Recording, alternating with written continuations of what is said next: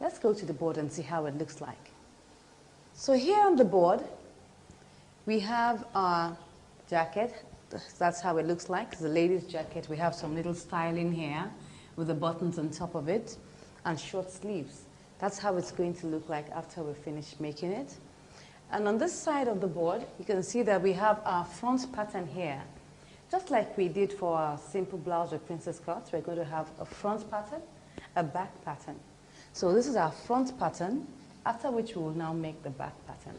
So let's consider the measurements we'll use for this lady's jacket.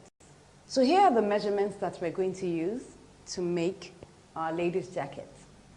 And of course, these are my measurements, so I'm your model for today. Now we're going to begin to work on these measurements. The shoulder measurement, we have to subtract ½ an inch from it because we want the sleeves to sit well on and hang well from the shoulders, so we would not just use it as an exact shoulder measurement. We will subtract ½ an inch. So we'll take that out there. So this will give us 14½. Our bust measurement, we'll divide that into 4. That will give us 9½ inches. We'll divide the waist into 4. That's giving us 8½ inches. The hips measurement, we'll divide that into 4. This will give us 10½ inches. Our shoulder to bust is 11½ inches. Shoulder to waist, 16 inches. The bust span is 7 inches, so we divide that into 2. That will give us 3½ inches. The neckline width, will also divide that into 2. That will give us 2 3/4. The armhole depth, we'll leave it like that. The sleeve length, 7 inches. We'll add ½ inch at the top here, and then we'll add 1 inch at the base. So that will be plus ½ plus 1, and that gives us 8½ inches. The sleeve width, will divide that into 2, and that will give us 6 plus ½ inch seam allowance. That's 6½ inches.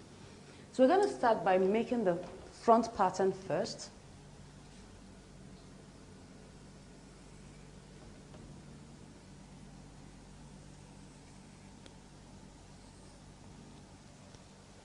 Okay. So the first thing we'll do will be to mark out our lapel edge. Now that's the extra that comes down here, so we'll mark it out. We'll measure it as 1½ inches. We can use more than that if you desire. If you want to make the lapel wider, it's really up to you, but let's make use of 1½ inches. So we'll measure 1½ inches here, and then mark it all the way down.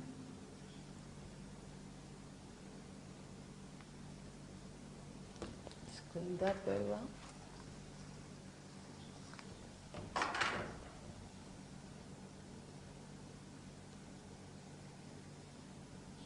Okay, and after I've marked out my lapel edge, I'll mark out my buttonhole allowance, which is very important. That will be 1 inch.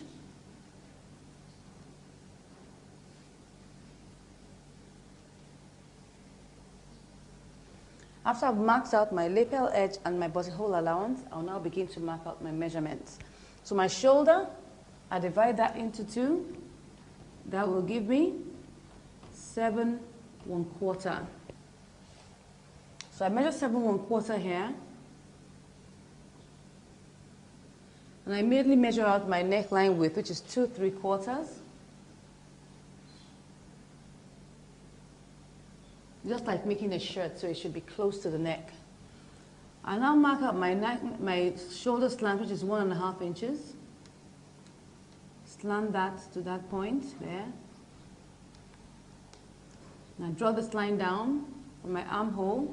My armhole depth is 7½ inches, so I'm using 7½ inches for my armhole depth. I'll mark that out here and draw the line through that point. On that line, we'll measure out our bust measurement. Our bust measurement is 9½ inches. That's 9½ inches there. So now, for the length of this, now remember that we're making a lady's jacket and we're trying to observe some of the rules of making a suit, but not necessarily all the rules. So one of the things that we're going to observe here is the position of the dent. Now the position of the dent is not going to be the midpoint as usual. It's going to be 2/3 of the way. That means we're going to divide our armhole depth into two and use 2 points of that, 2 parts of that. That means that this is 7.5 inches. I divide that into 3. That will give me 2.5. I now multiply that by 2. That will give me 5. So 5 inches is 2/3 of 7.5 inches. So I'll mark 5 inches down somewhere here. And then I would mark out my dent. This time around, my dent is going to go inward much more than the normal 1 inch we use. We're going to make it 1.5 inches. For the suit, normally it's deeper than that, but we're going to use 1.5 inches. So we use 1.5 inches. That will come in here. So let's remove that. This is 5. So I now use my ruler to mark it down to that point there. Then, of course, from there, I now curve. You can see that it's deeper. It's set in properly because we need to take off all the excess as much as possible and make our suit sit well. All right? So after I've done that, I'll measure out my shoulder to bust. My shoulder to bust is 11.5 inches. That should be somewhere here. On that line, you replicate the 9.5 inches for the bust. Draw the line down that way. On this bust line, we will now measure out our bust span, that is 3.5 inches, somewhere here. So from this point here where we have our dent, we now curve it down to that point. You can see that. Good. Then immediately I draw out my line here. Now, this is the dent. I can use as much as 2 inches or 2.5 inches. But because I want it to sit well, I'll use 2.5 inches for my dent. This is where it will be here. 2.5 inches is fine. So I now curve it back to that point.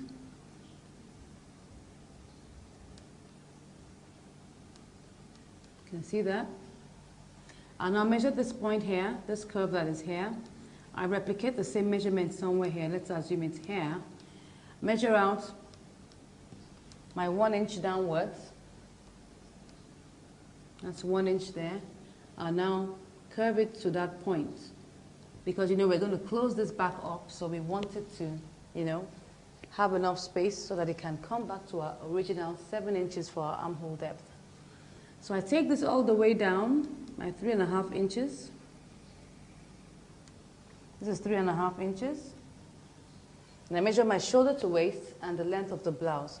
Shoulder to waist is 16 inches. I measure that out somewhere here. And the length of the blouse, we didn't put that there, the length. For the length, we'll use 24 inches. So we'll measure that down here, from here to here, that's 24 inches. So on this length, we'll now come back here to the middle, mark out our dots here, half and half. You just take that there, and you take this here, and you come back here and take it all the way down.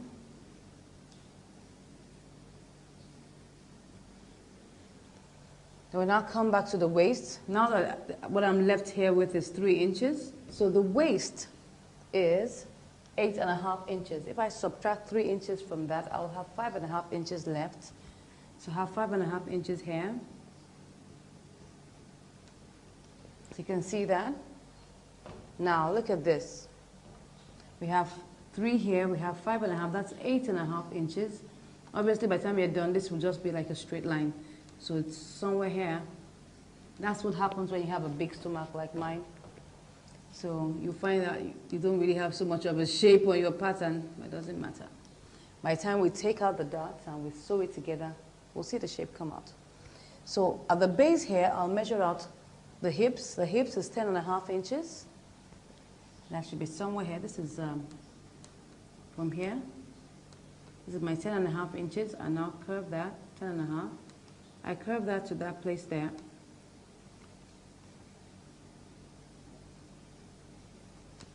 Good. So we can see that we've already done that. It's going to have a straight edge at that point there. Now come back to my lapel, my collar region. Now, I want my lapel to end at my waistline. So what I would do would be that I would take the measurement of my shoulder to waist, which is 16 inches. I'll divide that into 3. Now, obviously, you know, because this is 16 inches, it might be like 15 1/4 thereabout. Let's just take, I mean, it will be like 5 1/4. So I'll just take 5 inches as 1/3 of my distance. That's the shoulder to waist. That's the distance that I want my lapel to end. But if I want my lapel to end shorter than that, all I just need to do is, if I want it to be, for instance, 9 inches, I want my lapel to fold out up to 9 inches, I just divide that into 3, take 1/3, and I use it. So that's how it works. So because my waist is 16 inches, I will divide that into 3. I'll just approximately use 5 inches for that. So I come here to the top here, measure out 5 inches, and I come here and curve it to that point there. You can see that? This is 5 inches. And I come to this point that where my waist is on the buttonhole allowance. Now don't forget that the buttonhole allowance is part of your pattern. What is not totally part of everything is your lapel edge. So we'll curve from the lapel edge here to where the waistline is on the buttonhole. So I just curve there. I just come down like about 2 inches down and curve it from there. I want it to move, to have a very nice curve to that point. Yeah.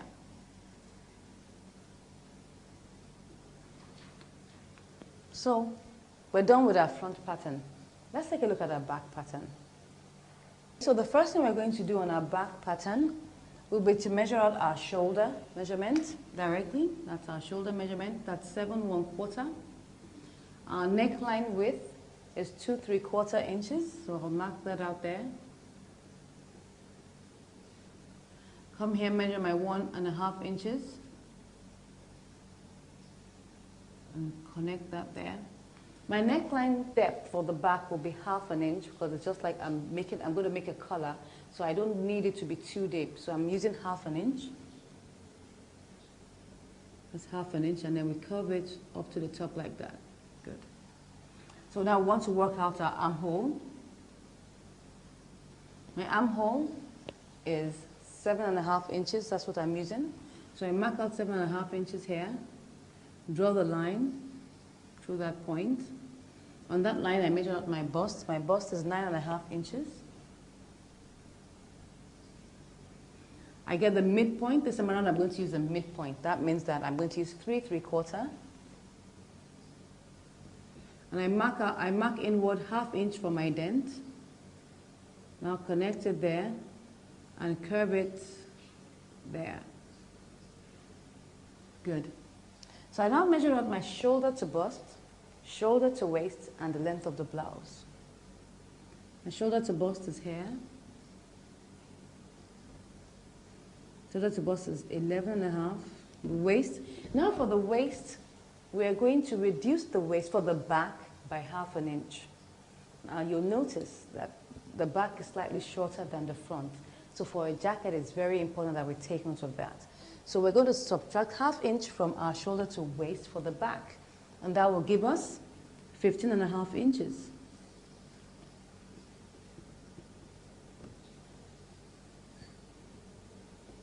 So I now measure the length of my blouse. The length of my blouse is 24 inches. So this is where it is. 24. That's where the measurement is. So I now replicate this measurement on my bust line here. Draw the line. Then remember how it is on our simple blouse. We come to the armhole line here. We divide it exactly into 2 because there's no bust at the back. So we're going to divide that exactly into 2. And what we're going to have is 4 3/4 because this is 9.5. So we're going to have exactly 4 3/4 here. That's 4 3/4. And then you just curve it there to that point. And you draw the line all the way down.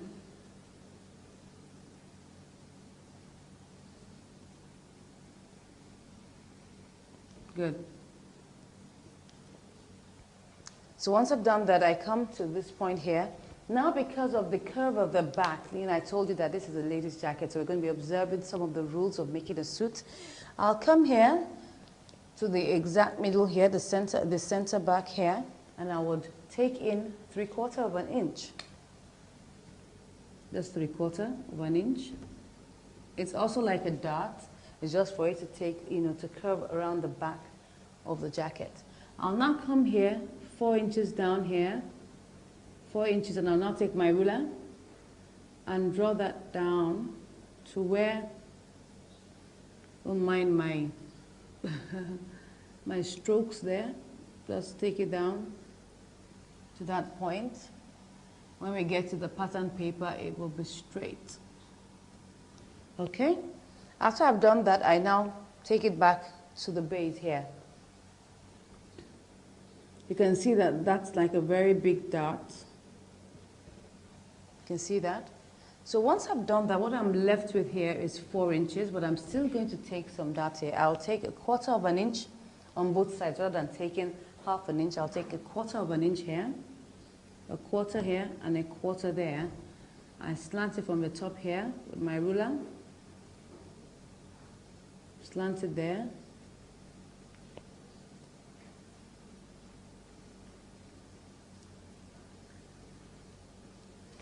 Okay, so now what we're left with here is 3 3/4, because this is a 3/4 here, this is a 1/4 here, and what's left here is 3 3/4. Now, I want to balance up my waist here, so this is it. I'm going to subtract 3 3/4 from 8, and what I would have left should be 4 3/4. That's 3 plus 4. 3 plus 4 is 7. 3/4 plus 3/4 is 1.5. So that means I get my 8.5 inches. So I'm going to have 4 3/4 here. I'll now mark out that position there and connect it down. And I'll measure out my hip measurement, which is 10.5 inches. Somewhere here, and I'll curve it out. So that's my back pattern. So let's take a look at how we're going to make the sleeves. We have here our sleeve length is 8.5 inches, and our sleeve width is 6.5 inches. The armhole depth we're using is 7.5 inches. Now, because of the way we're going to fit in the sleeve, we're going to ease it in. That means we're going to have a slight gather at the top of the sleeve. Very slight, you wouldn't even notice it. So we're going to add an extra inch. Instead of adding 1/2 inch, we're going to add an extra inch as the seam allowance, because we're incorporating the easing in off the crown of the sleeve. So instead of using 7.5 plus half, we're going to make it 7.5 plus 1. So I'll take that here. I'll draw my rectangle.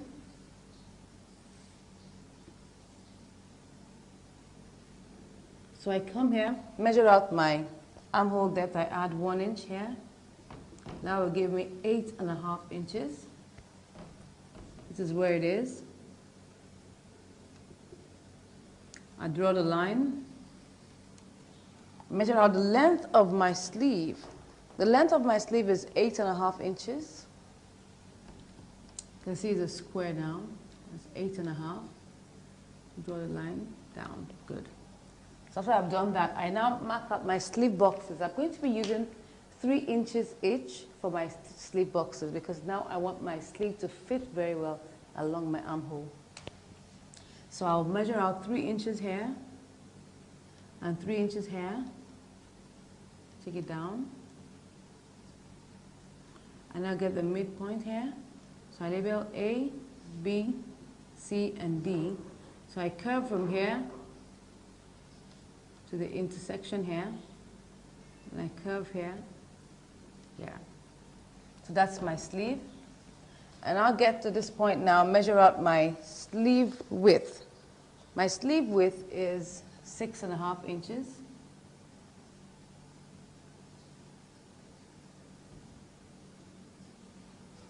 So that's the sleeve.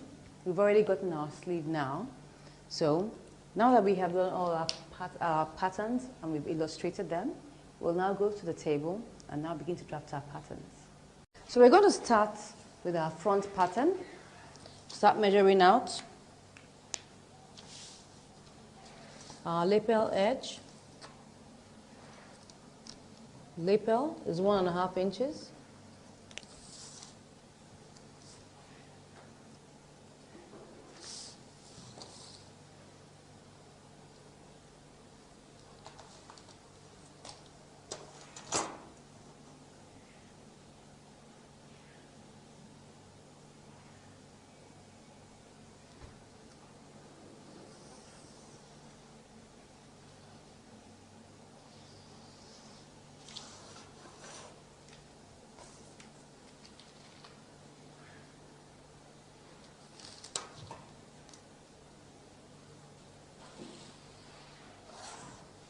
Now we'll measure out our buttonhole allowance, 1 inch.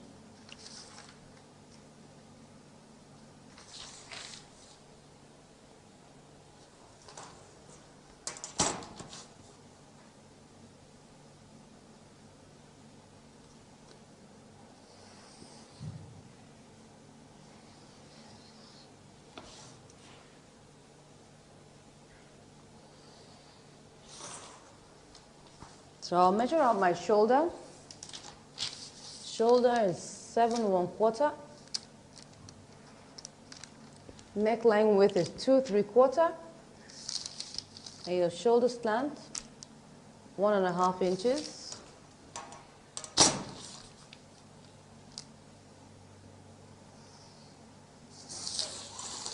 You draw for the line for the armhole.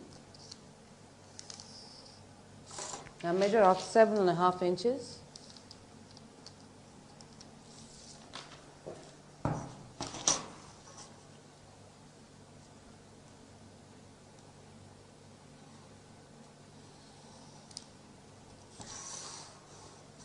On that line, that's the bust. I'll measure out 9.5.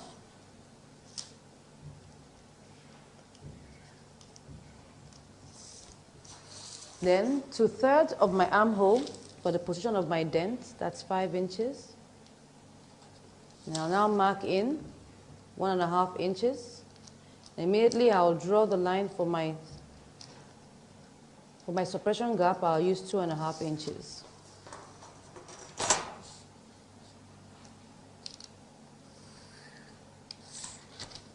So now curve it.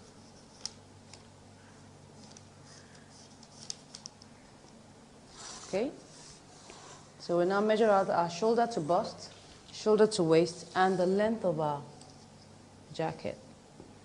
Shoulder to bust, 11.5, shoulder to waist, 16, and the length of the jacket is 24 inches.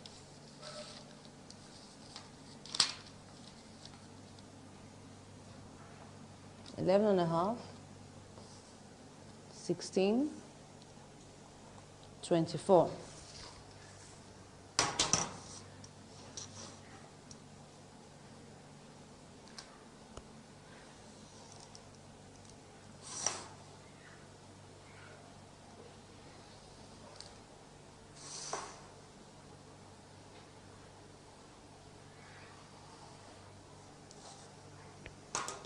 So I'll mark out my bust measurement here.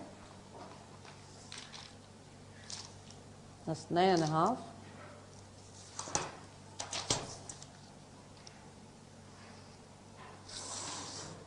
On this line, I mark out my bust span, which is 3.5 inches. I immediately curve that here.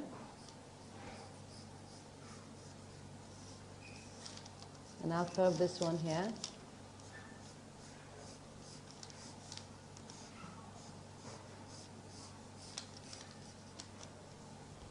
So now measure out the curve here and transfer it here.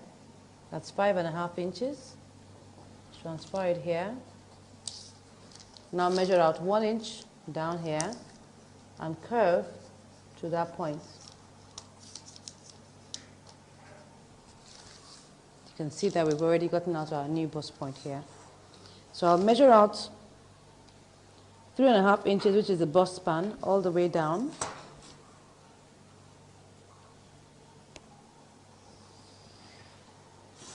Then on the waist, I measure out my darts.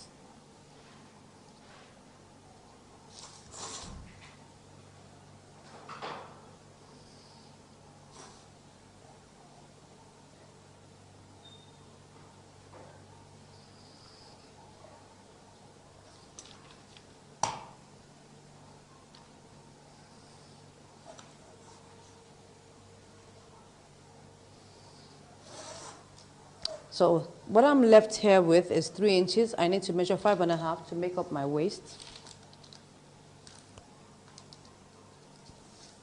I told you it's just like straight. So I'll now measure my hip measurement here,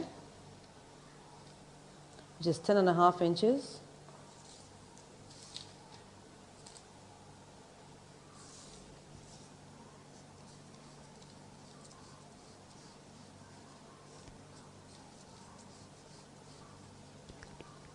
So I come back to this point here, measure out 5 inches for my neckline depth for the front.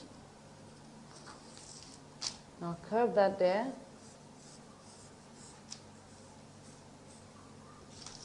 I come to the waistline here. Now I'll begin to curve it to that point.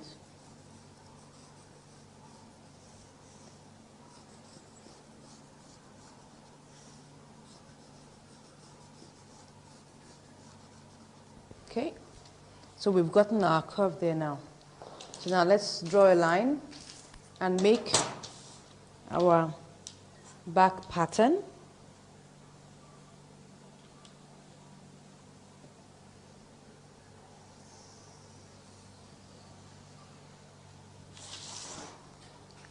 This is the front pattern here, so we now make the back pattern. I come to the top, measure out my shoulder, 7 1/4 inches. My neckline width, 2 3/4. Shoulder slant, 1.5. Half inch for my neckline depth at the back.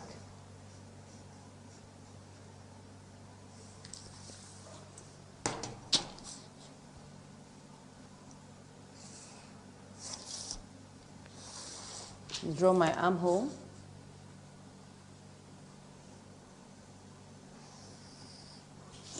Seven 7.5 inches.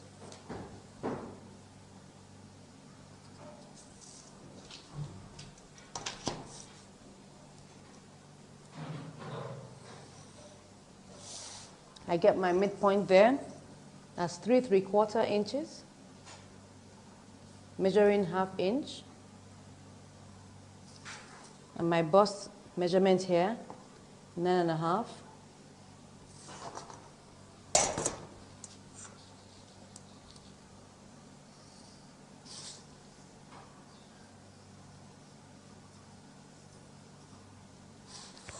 Okay, good. So I measure out my shoulder to bust, shoulder to waist, and the length of the blouse. Don't forget we subtracted 1/2 inch from the shoulder to waist.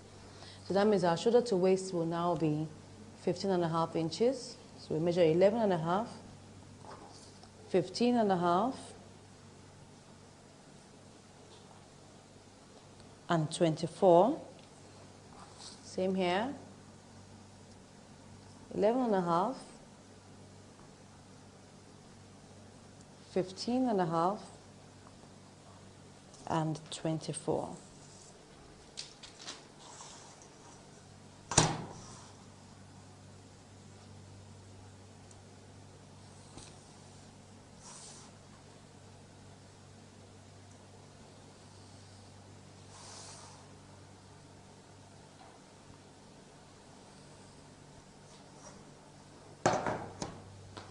So I measure my bust measurement here, 9.5 inches.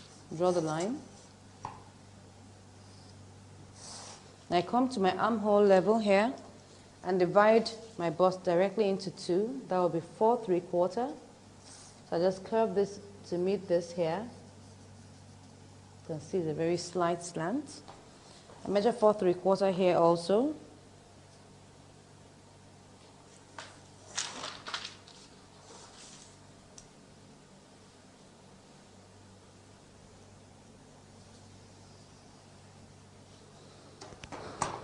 So I come here to the back here, the waistline here. I measure 3/4 of an inch here. And I come here, measure 4 inches. That's the top here. I'll draw the line.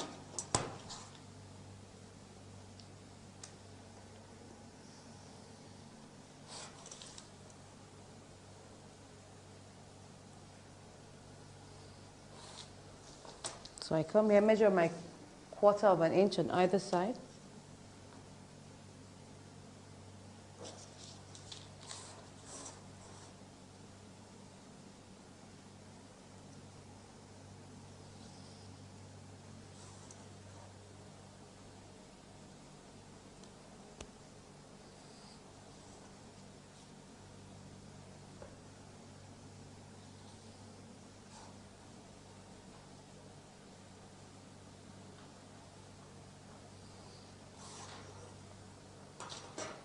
So I measure what is left here. What is left here is 3 3/4. So I need to balance it up here. I need like 4 3/4 here. So you can see it comes out gently. And then on the hip, I measure out my 10.5 inches.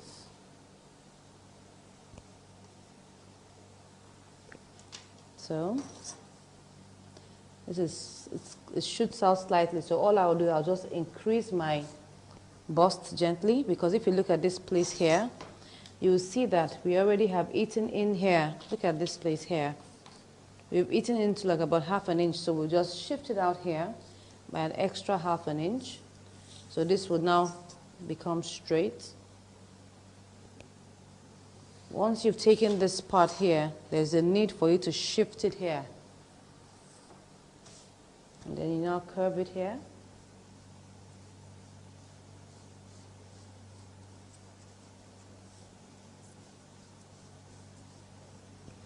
Okay, so we've done our front pattern, our back pattern. What's left for us to do now is our sleeve. So I'll draw the line here. And I'll measure out my armhole depth. My armhole depth is 7.5 plus 1. That will give me like 8.5 inches.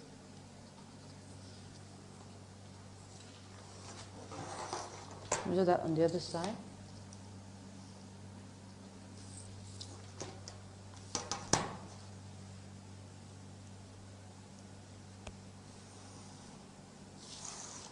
So, and I'll measure out the length of my sleeve. Length of my sleeve is also 8.5 inches.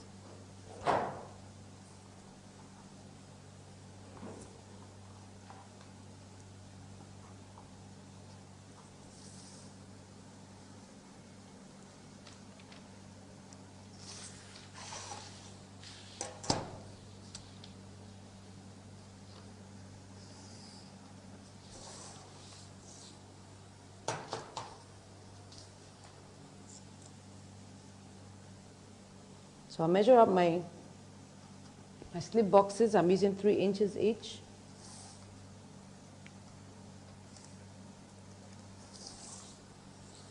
And my midpoint here is 4 1/4.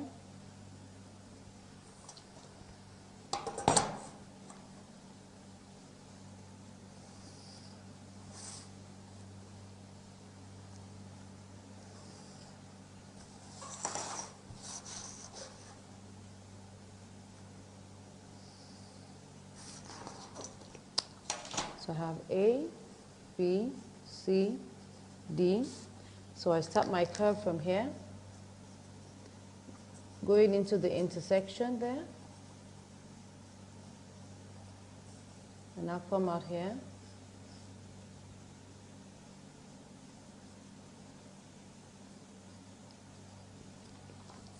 So my 6.5 inches.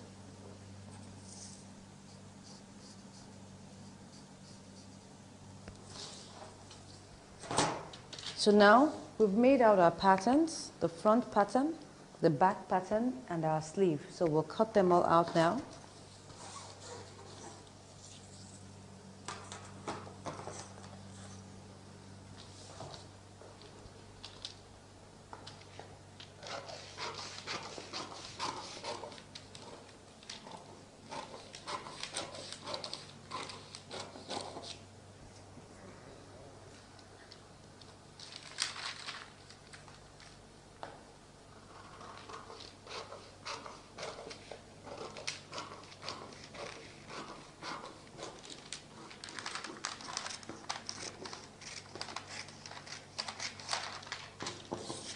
Now when we're cutting out the princess cut on this side,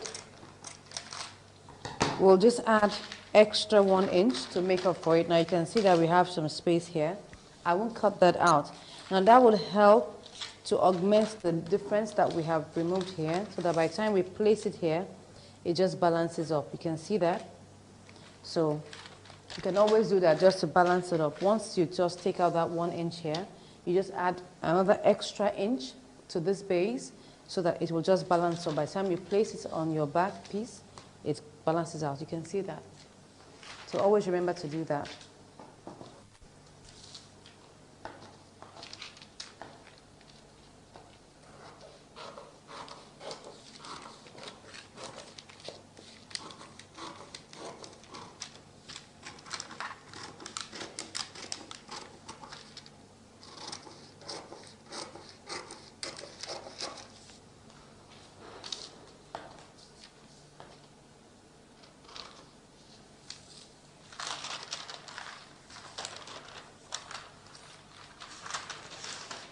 I'll also leave this one here just in case, so that if for instance I need to trim that off, I can trim it off later, but I will leave this 1 inch here also so that it can also balance up. But if we have any excess, we'll trim that off.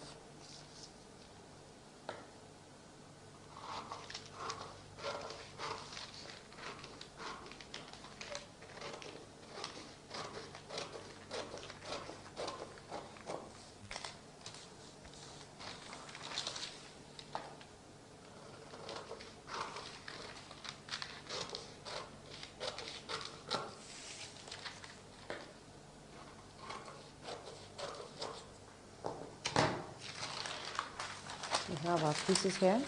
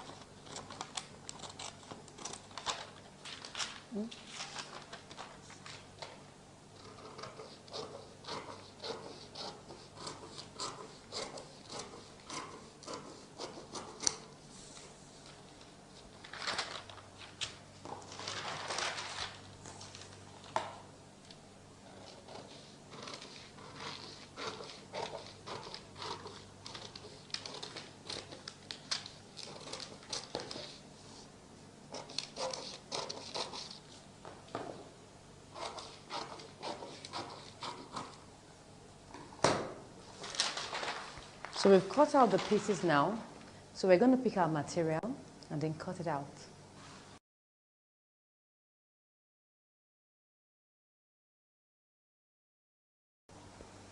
So this is the fabric we're going to use to make our jacket. I'm sure you like it. I like it too.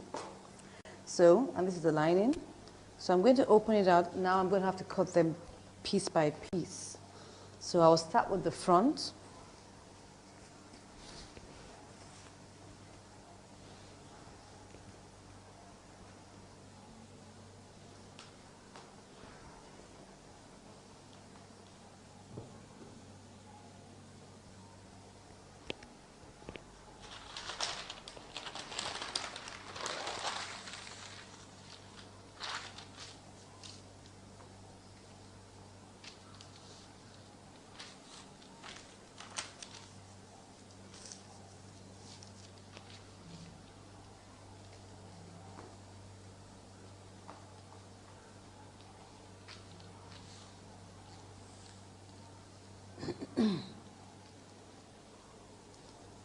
We'll leave enough for the seam allowances.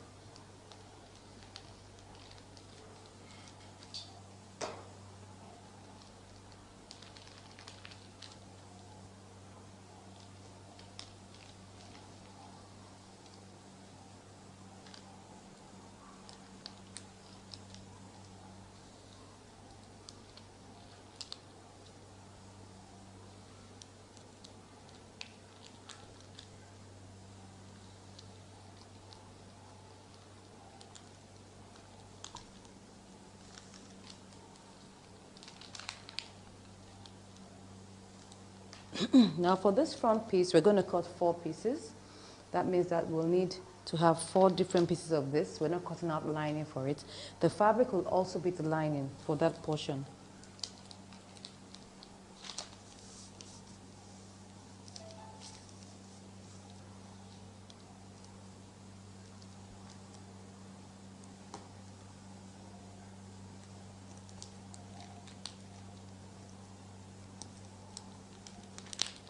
We'll cut the lining of this princess cut side anyway.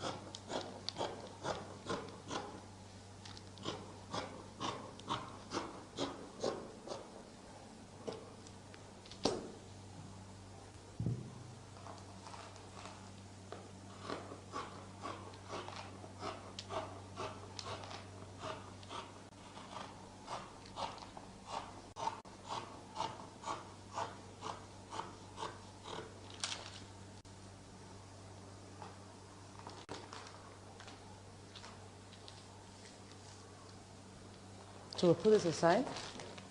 We'll cut out another piece of this.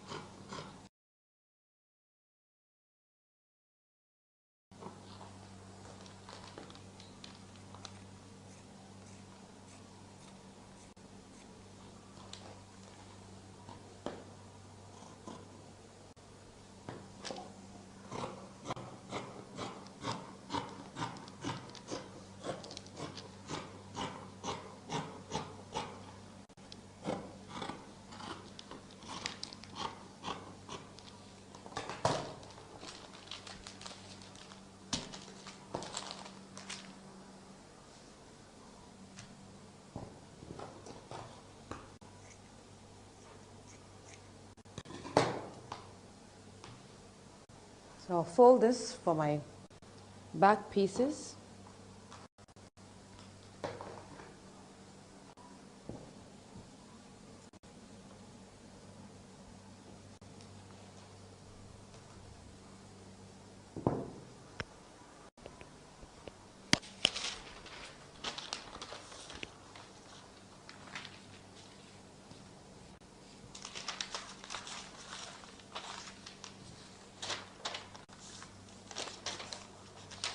Put this here.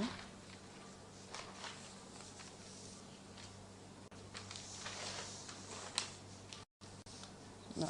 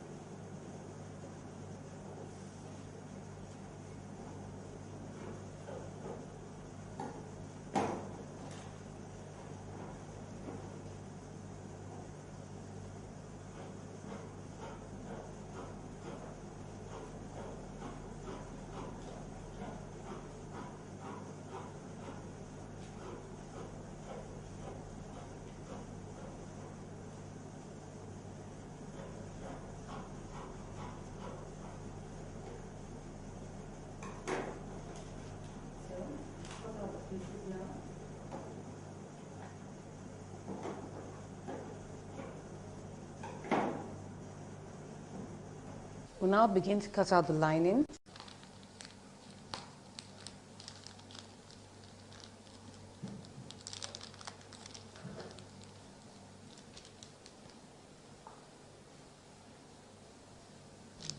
Change the direction.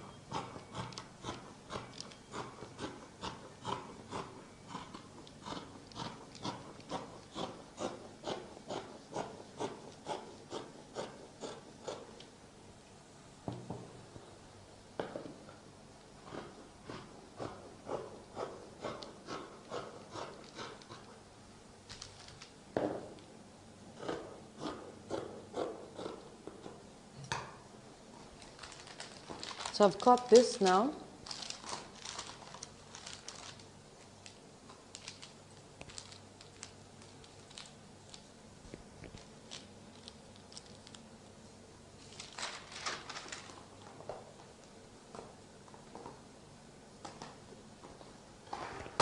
Put that aside.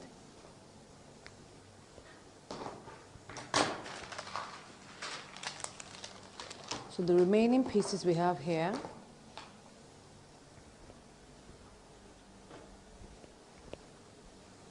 we'll place them on top of lining and we'll cut them out.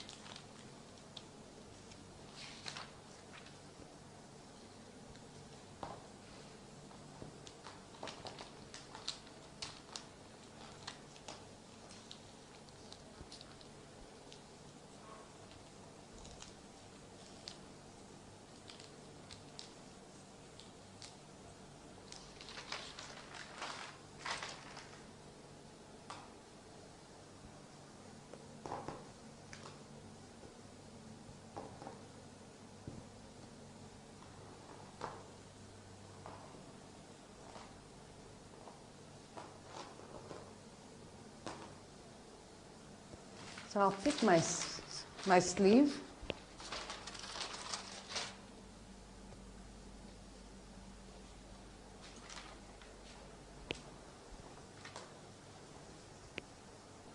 So I'll pick my sleeve pattern now. I'll now cut it out.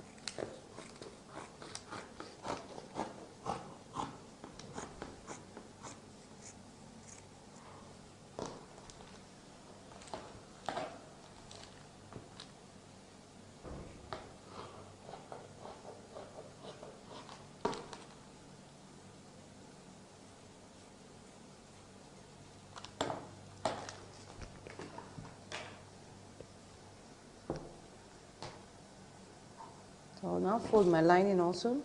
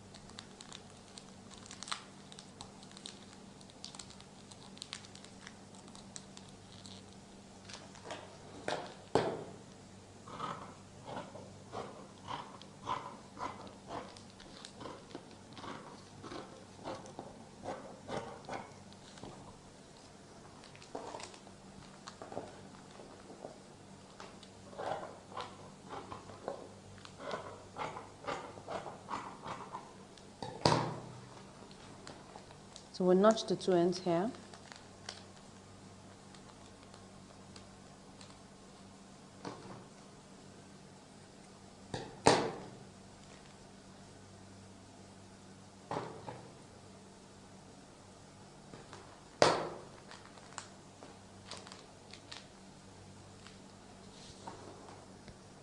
So now we've cut out all our pieces. We're now going to iron out our hairstay, fuse it onto it, and then we'll begin to sew.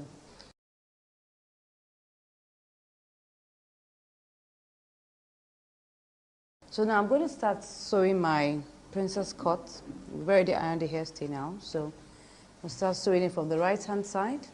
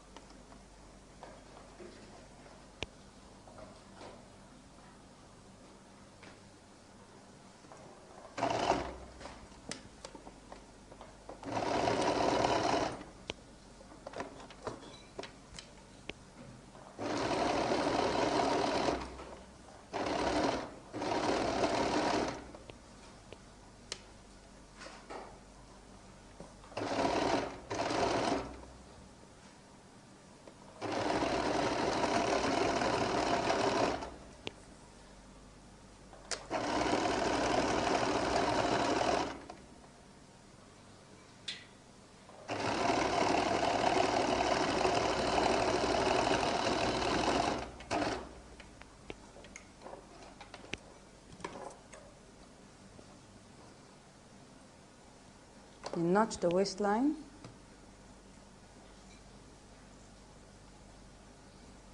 And notch the princess cut side here.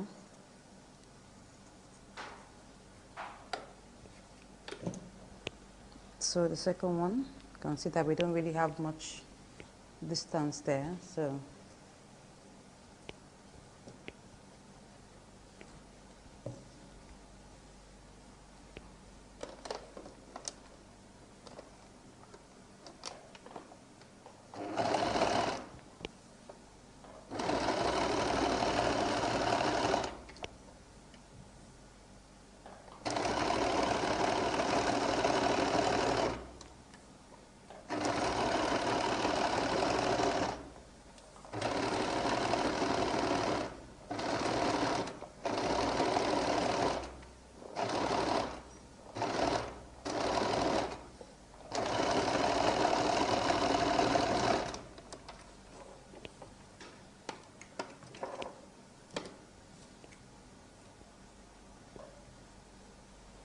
notch the waist.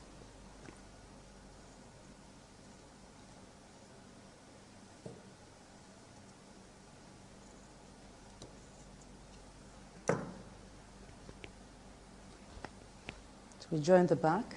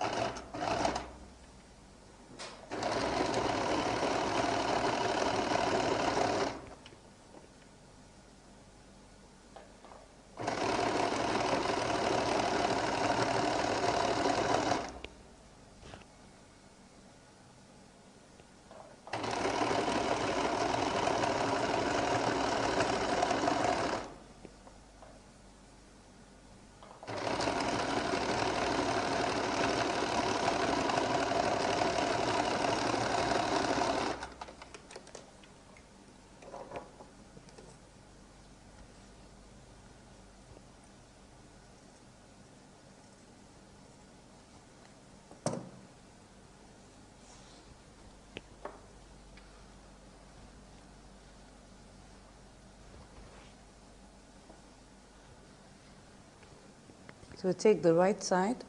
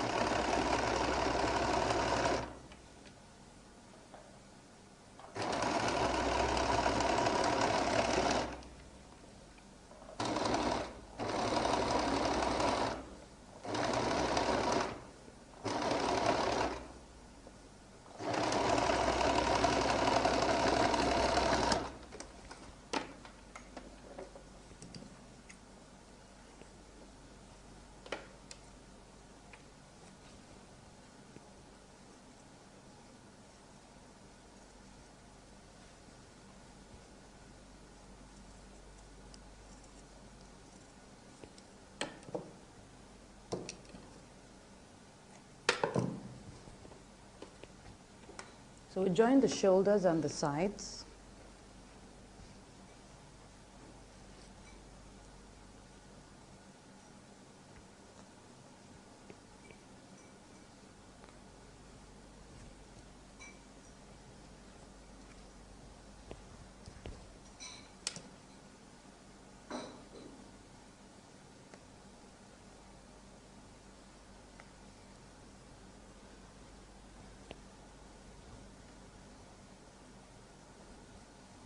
We have to trim off slightly from the front sides.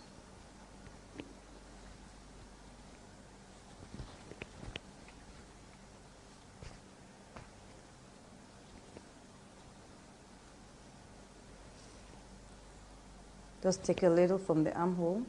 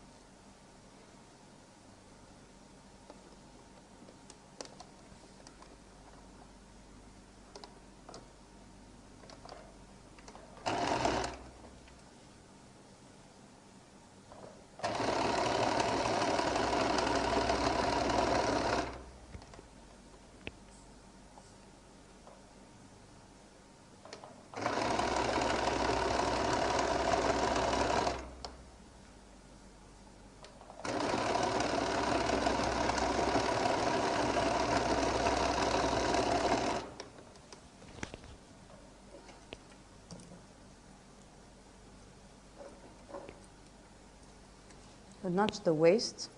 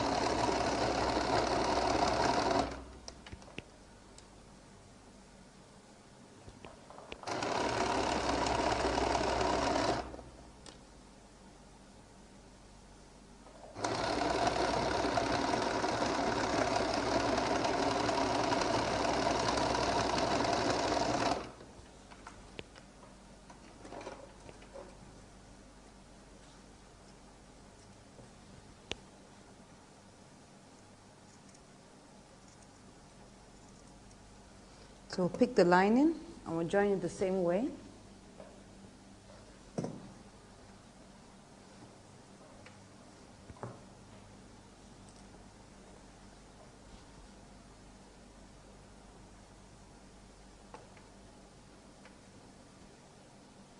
This is our front princess cut.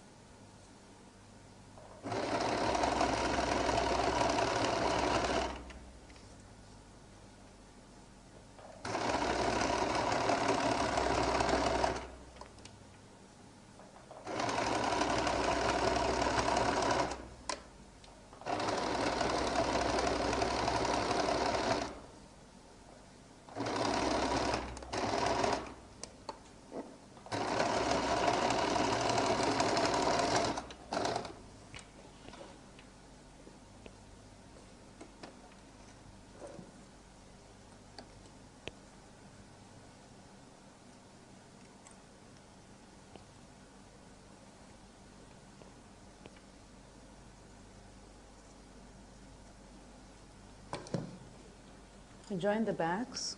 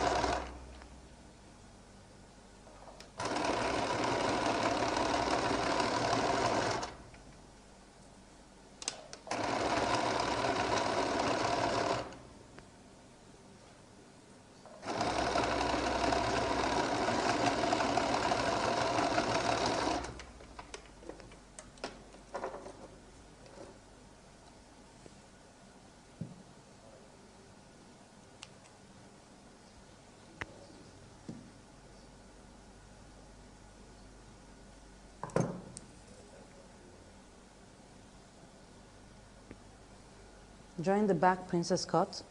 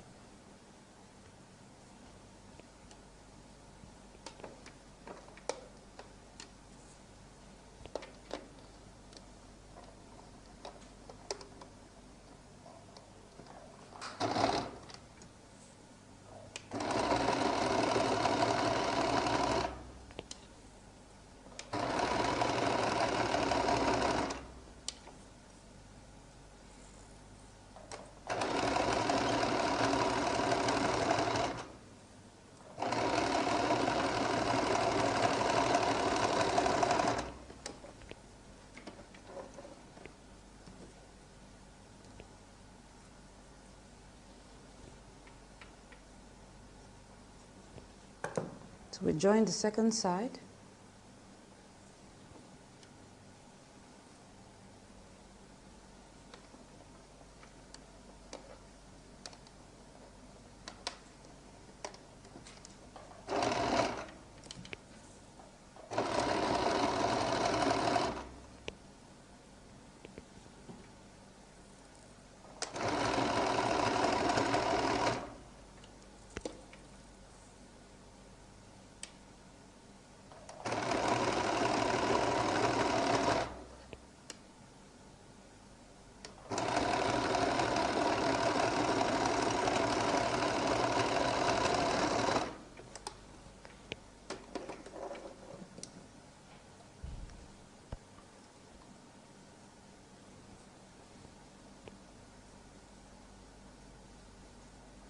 So now we'll go to the ironing table to press open the seams.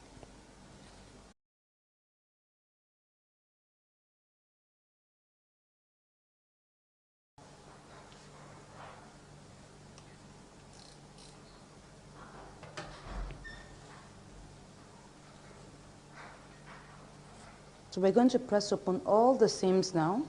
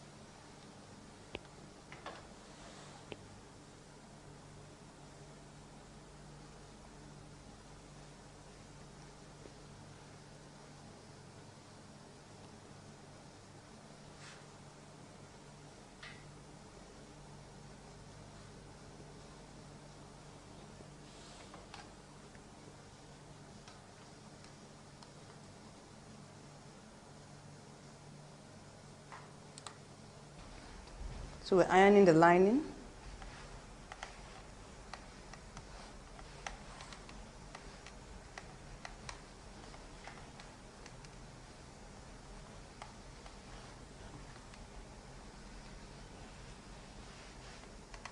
Okay, good. So I will start by trimming the edge of my jacket first. Before I trim the lining, I can see that we have some little excesses here. So we'll take that off.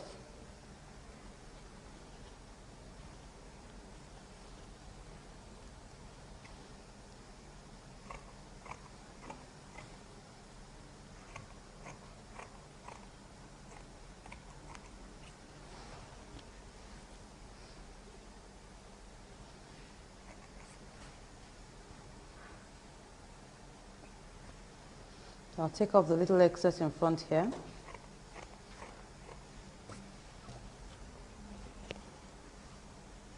The little excess in front here too.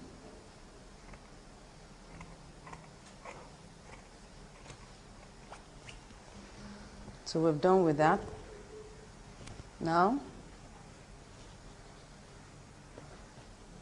I'll also trim up the excesses from the lining before I now take off 1 inch.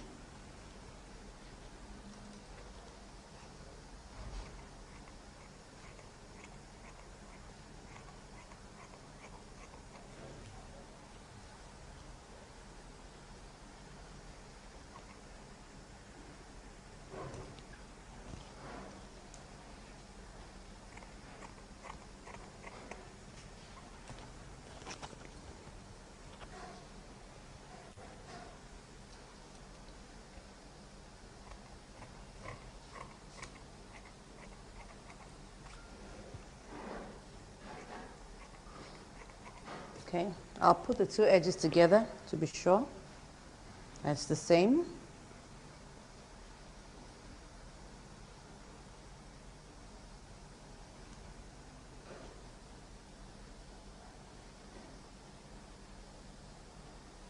Okay, I have like a little excess here.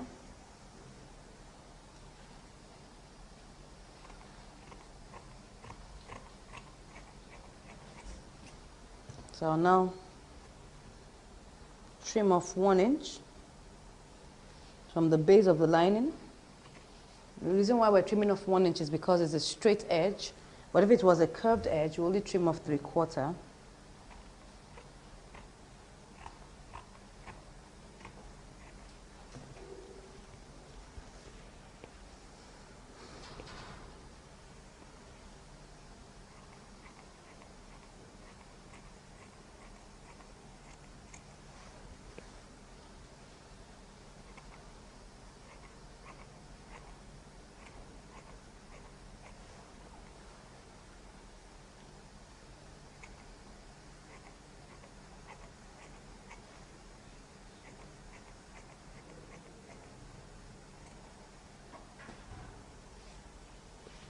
All right, so now we've already trimmed that.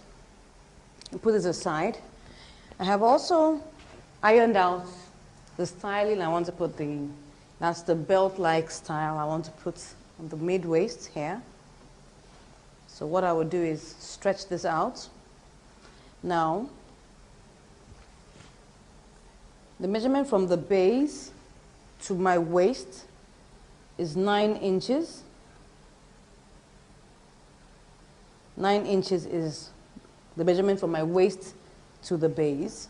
So what I would do is, I need to centralize this band in between that. And if you check this, this is 2 inches. So if I centralize that, it will have 1 inch up, 1 inch down. So I would place it about 8 inches above the base. So that will give me a centralization. So I've already ironed the middle, so you can see that the middle is the center of the belt. This is going to be sewn on anyway, so we need to get the placement very well. So I will start with the center. This is my center here. You can see I ironed it, I have a fold there. And I placed it on the middle, and I'll measure 8 inches from the base.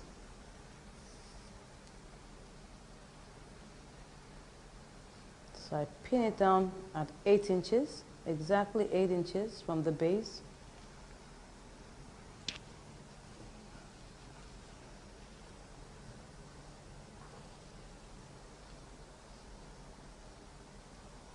So I'll pin those 2 points down first.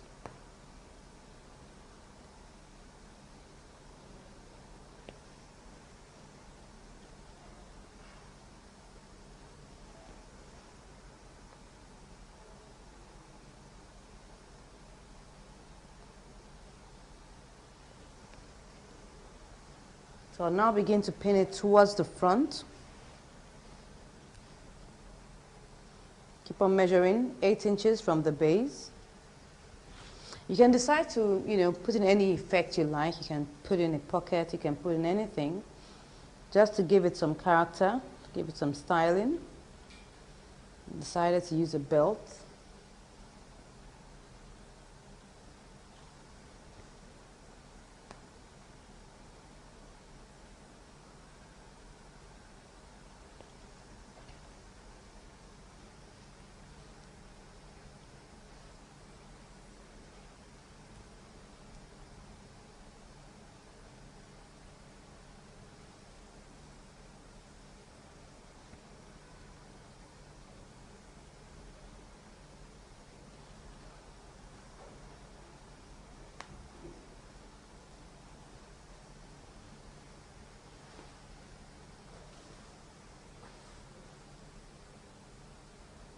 So just stop shortly before my princess cut line.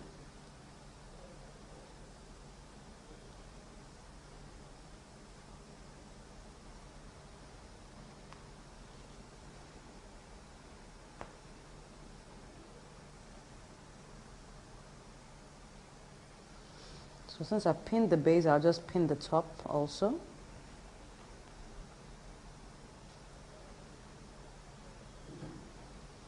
I made it have an arrowhead shape. You can decide to make it a box shape or a curved edge, whichever one you desire.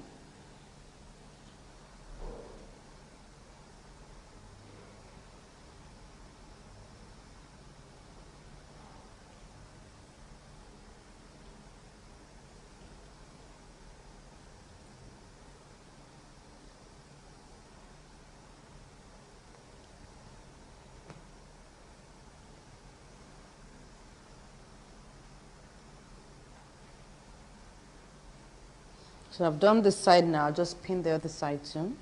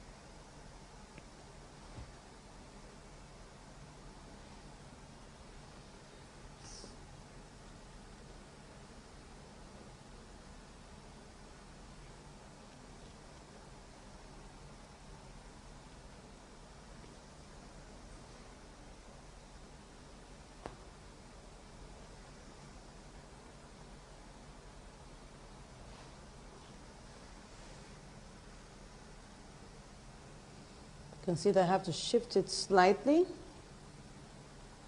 just gently, not much. Because what we're trying to achieve is equidistance. So we may need to shift it a little so that it corresponds with the other side.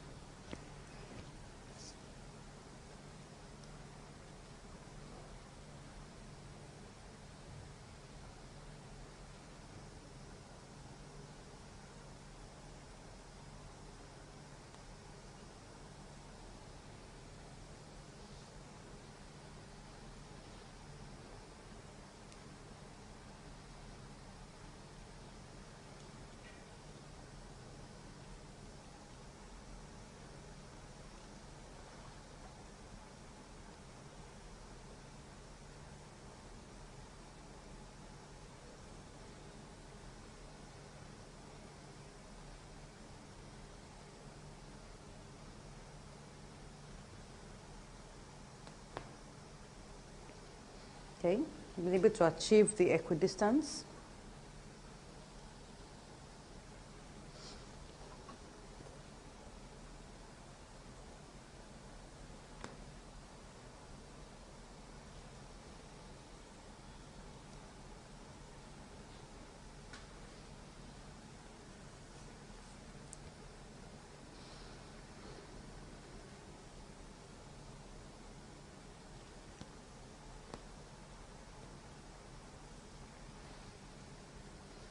So I'll pin up the rest now.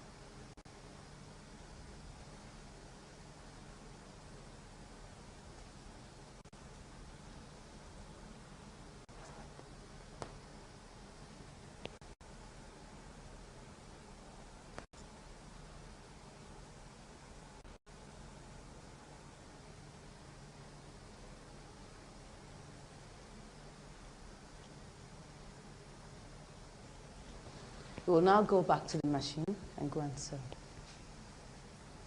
So we'll now begin to top stitch on the belt there.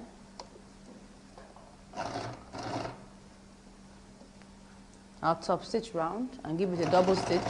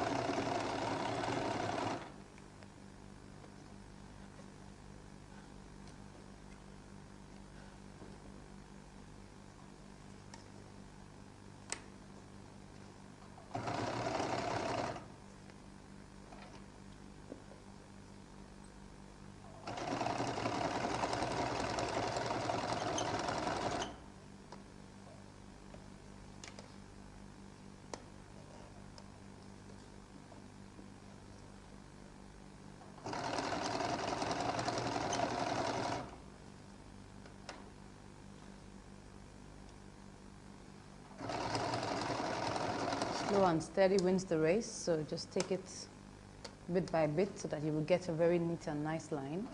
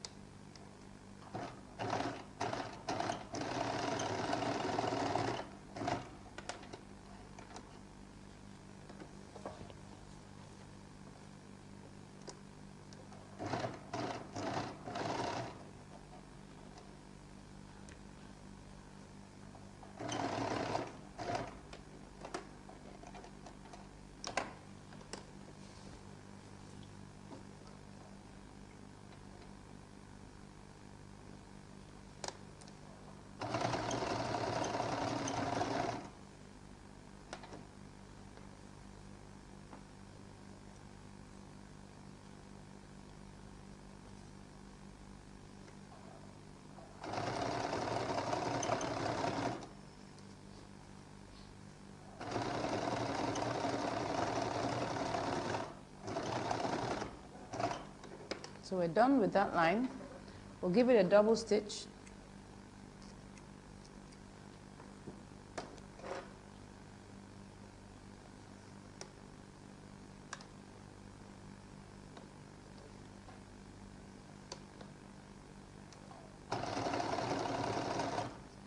That one should be faster because they're just trying to follow the line you've already sewn.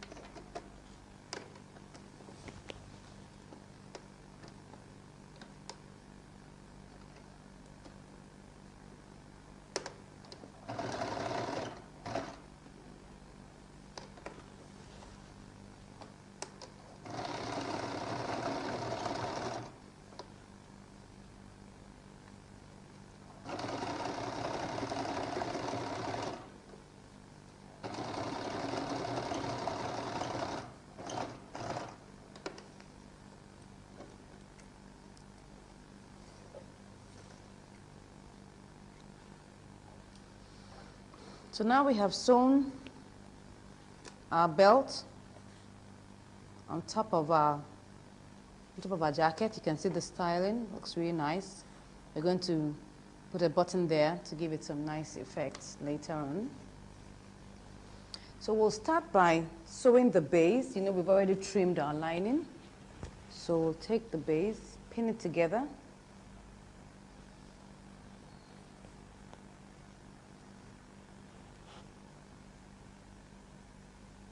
You know, we've trimmed 1 inch from it, so it's shorter than the actual fabric, shorter than the body. I'm just going to pull it in when we're done. I'll pin the other side first, and I'll begin to work it towards the middle.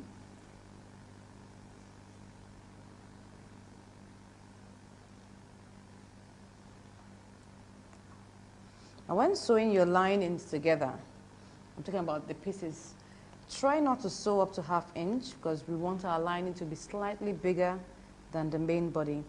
That will help keep it in properly. Now, if it's very tight, if the lining is smaller than the main body, you find out that it will be tugging at the main fabric. So it's always better for the lining to be slightly larger. And if you take a look at this, you find out it's just slightly larger.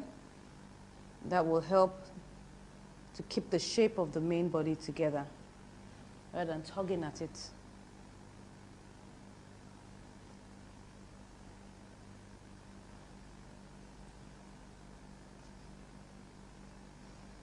So for the seams of the lining, what I just sewed was like 3/8 of an inch, thereabouts.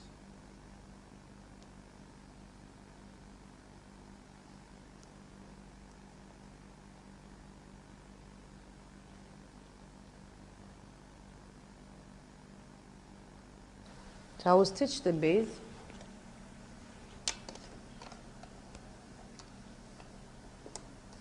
I'll stitch it 1/4 of an inch.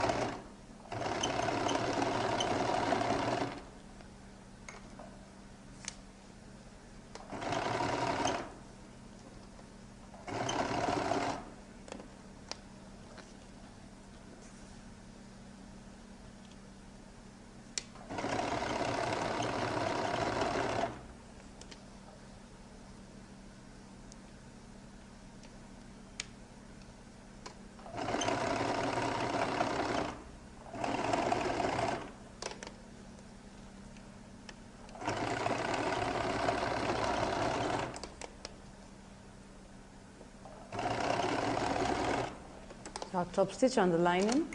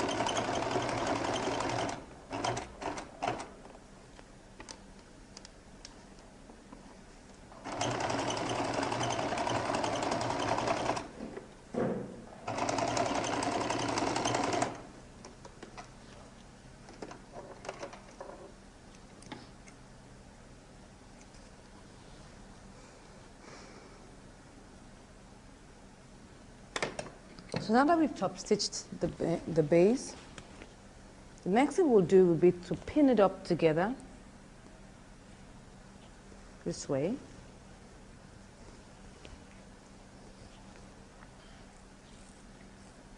Now you can see what has happened here. That the line has pulled up the fabric from underneath. You can see that. So now I'm going to stitch this edge now, which is the edge of my lapel. I'll stitch that down.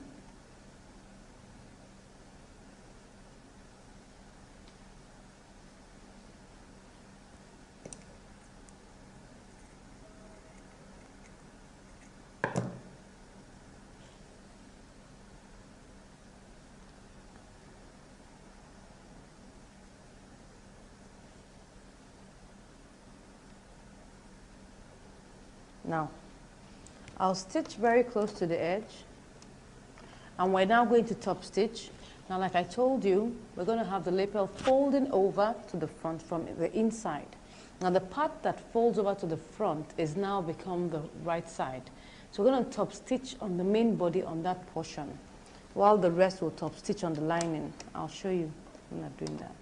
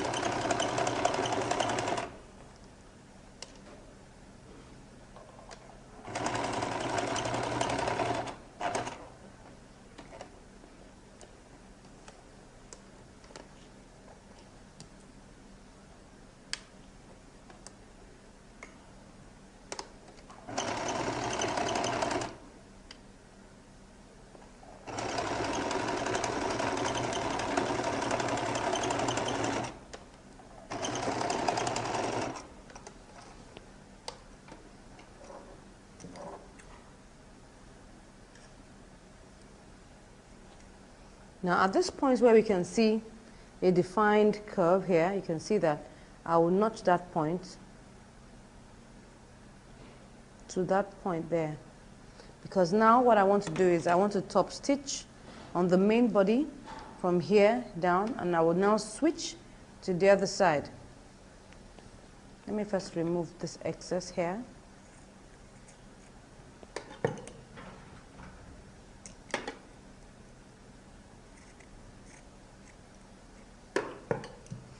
Now I'm going to put a pin on this side so that I would know when I get to that point where exactly I am.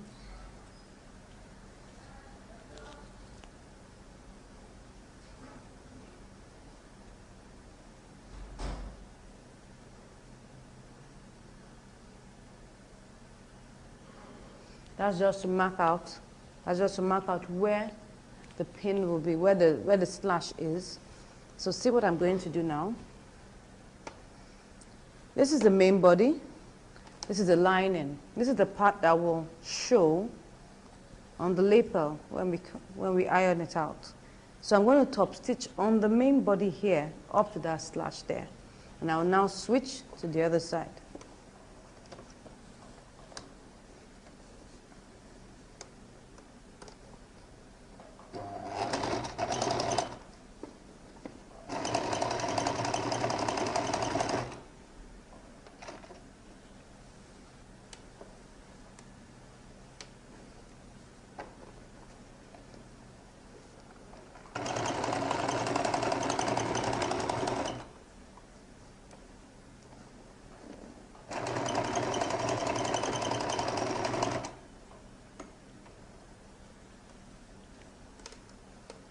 So I top stitch up to that point, and I'll immediately tilt the seam allowance towards the lining at that point where the pin is.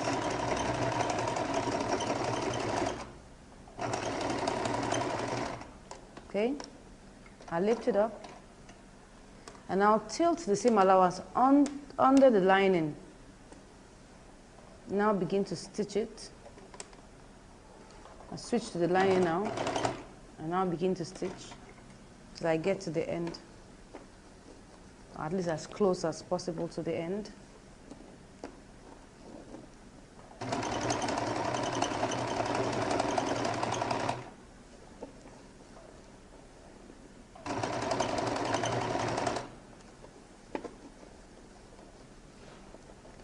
Okay, yeah.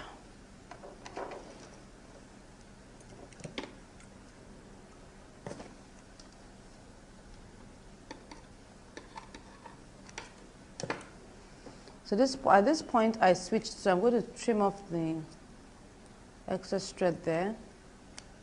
I'll show you what we did on the other side. Now you can see what we have done. We just switched this to this side and started stitching. We were stitching here before, then we now switched to this other side. You can see that. Now that's just to ensure that by the time we iron it, this place stays in very well, so that we don't see any rough side, we don't see any wrong side flowing over to the right side. When we get to this point, it switches, so that by the time we turn this over, this is not following it anyhow. You can just iron it, and then you have a smooth switch there. Let's do the second side like that.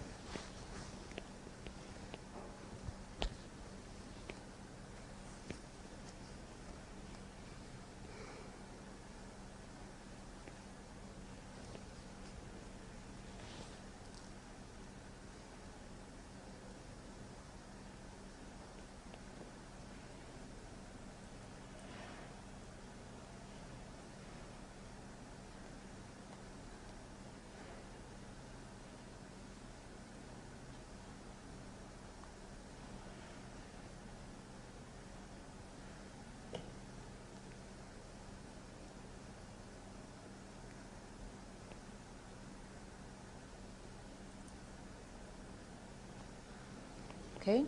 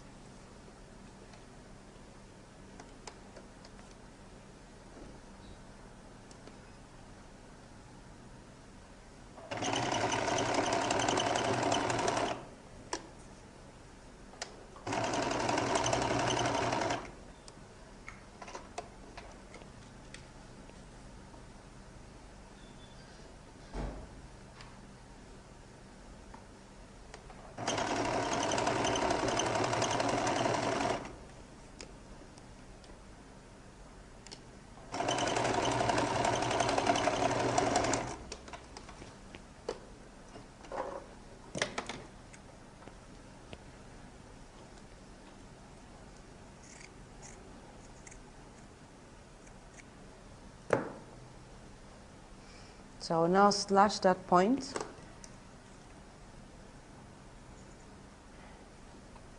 And put a pin there so that I will know where it gets to.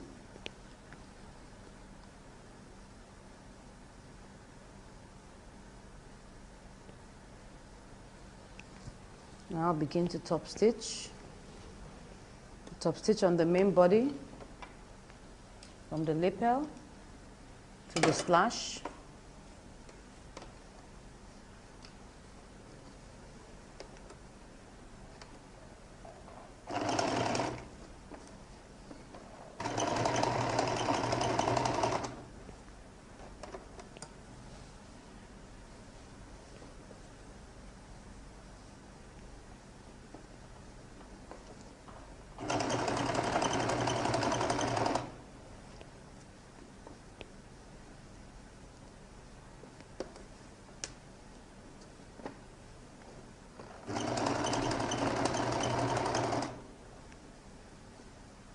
This is where my pin is, so I'm getting ready to switch. So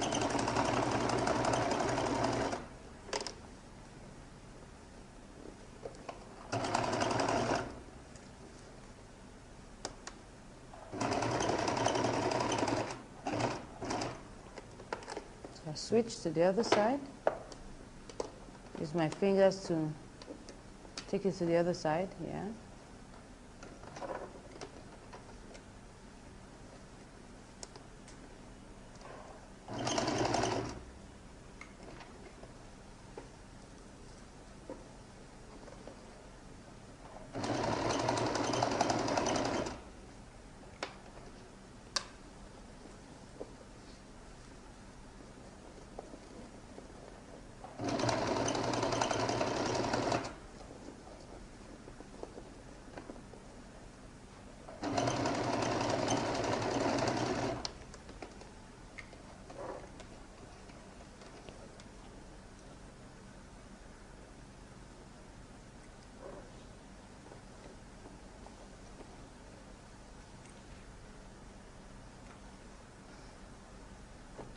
So I'll cut off the thread here.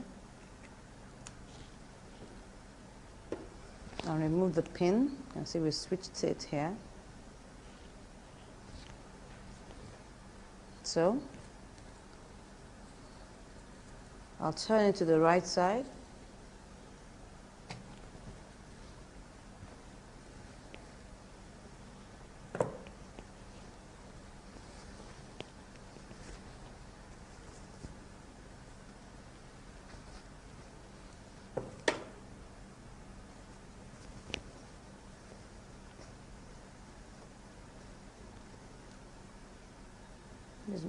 Use my scissors to poke it out.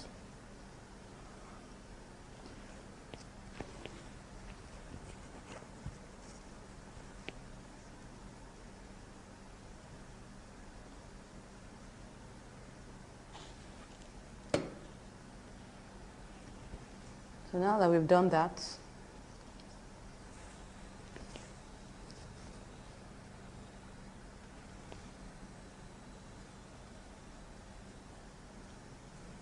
so you can see what happens.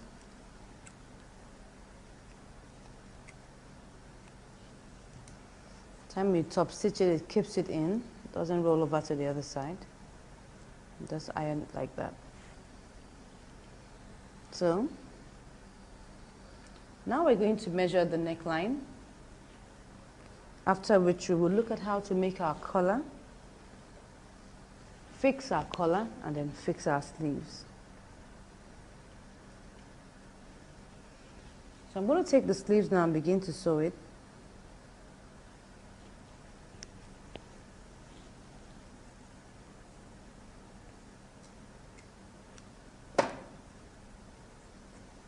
I'll pin this first so that I can know the measurement of my neckline.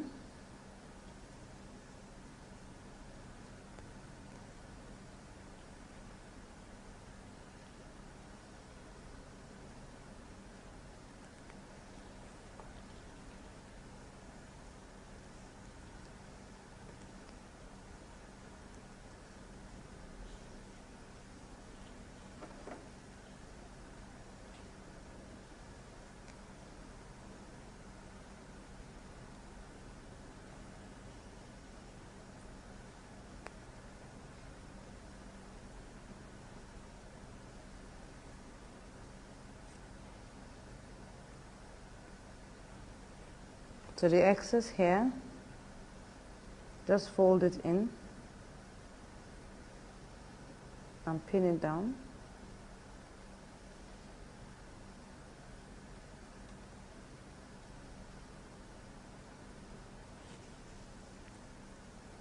So now I want to measure what the neckline is. We need that to work out our collar pattern. So I'll place my tape rule like this, ensuring that the head of the tape rule is resting on the edge of the material, this way.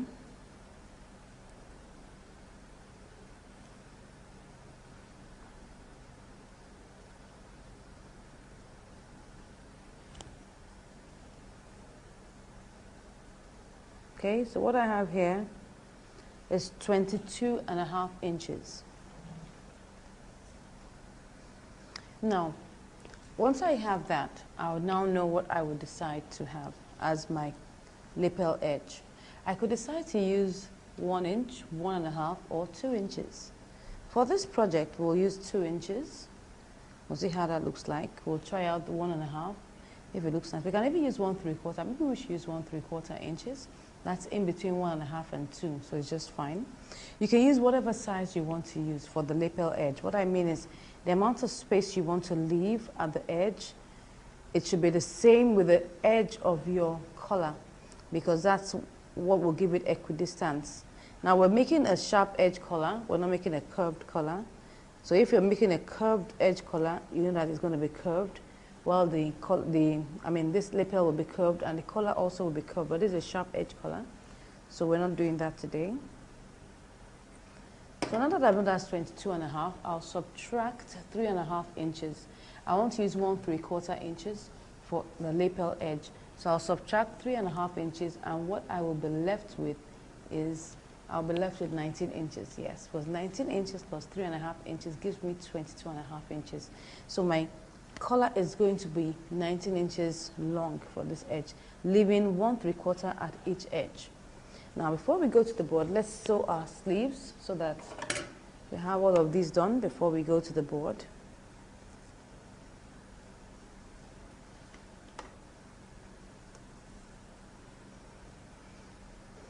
For my sleeve edge, I'm going to trim off 1/2 inch from the lining. So I'll trim off 1/2 inch.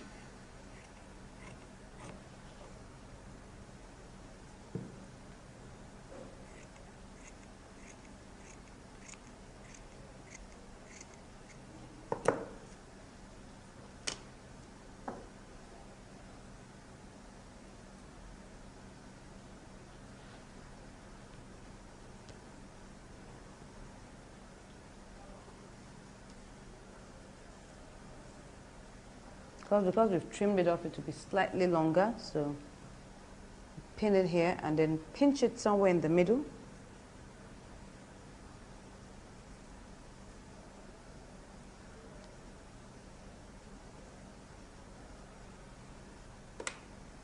Just pinch it gently because it's slightly larger.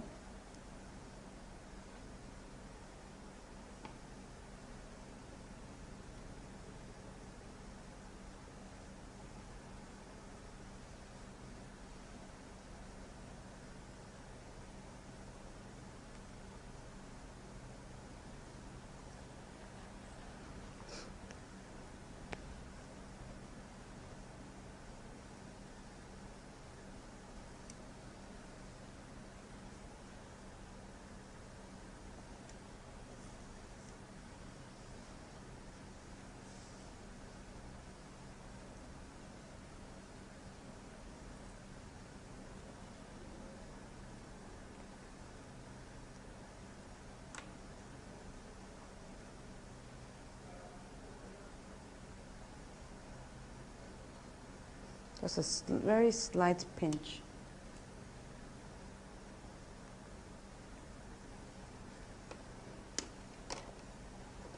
So I'll stitch 1/4 at the base.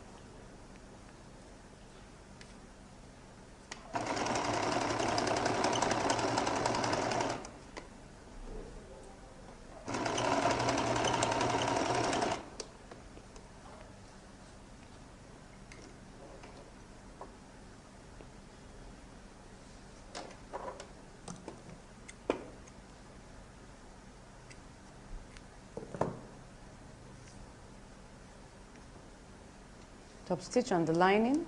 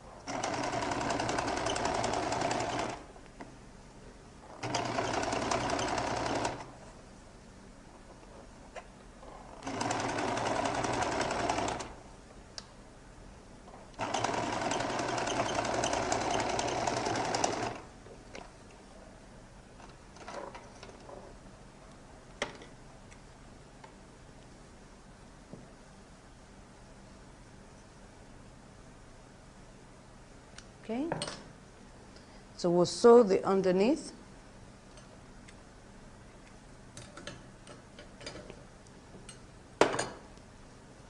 Make sure you match the lines.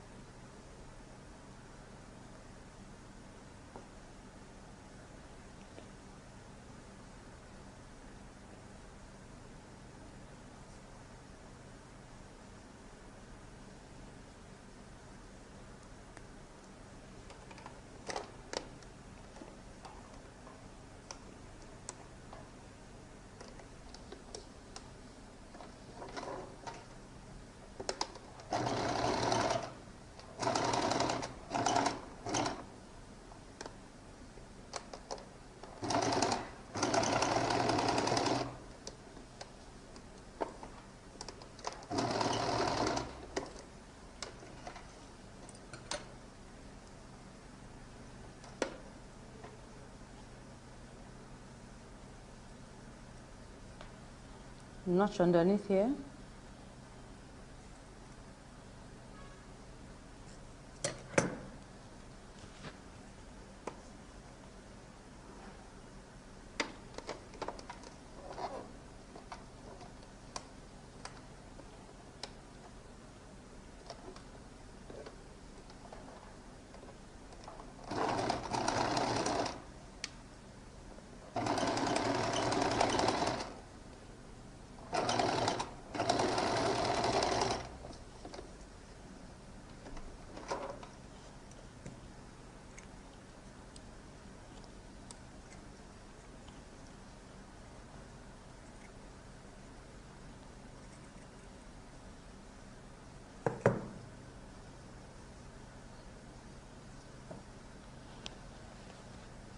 So we've already sewn our sleeves. We're now going to iron it.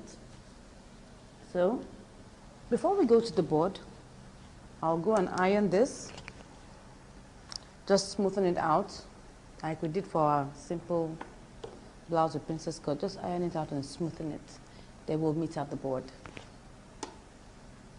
So I'll just smoothen this down like this, iron it.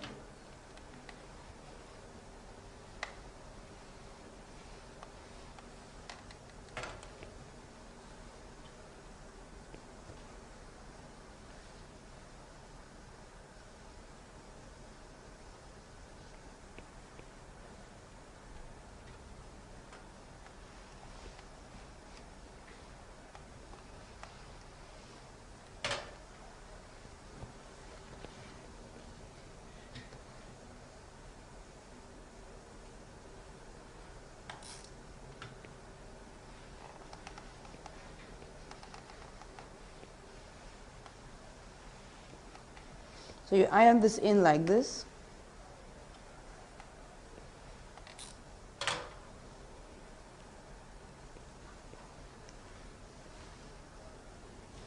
And this edge, you press it this way.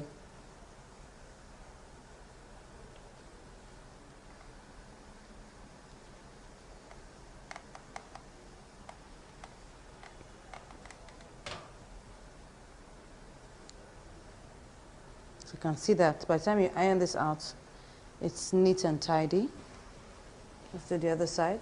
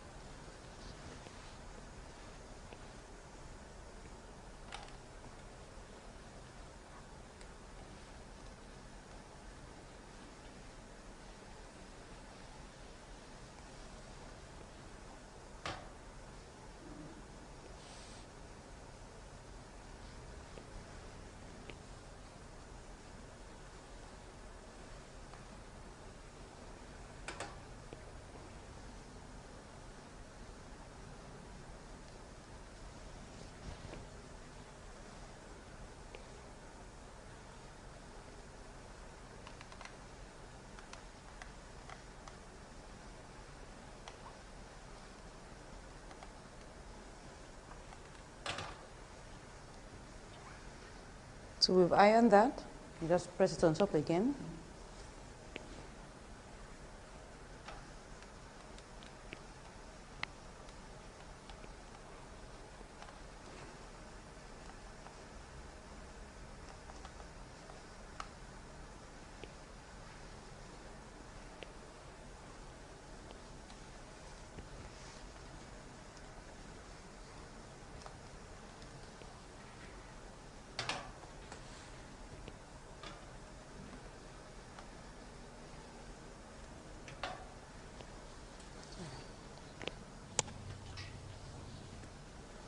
So iron the sleeves.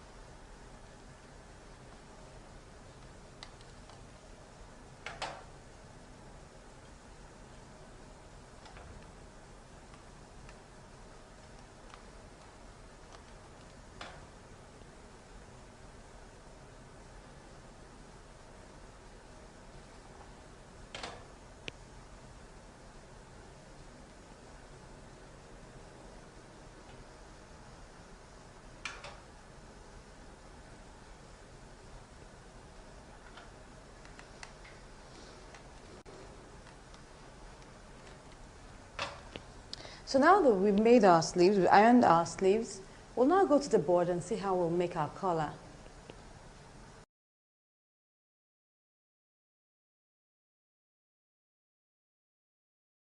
So we've already measured the neckline of our jacket and we found that it's 22.5 inches. So I said, first of all, we have to decide what your lapel edge would be.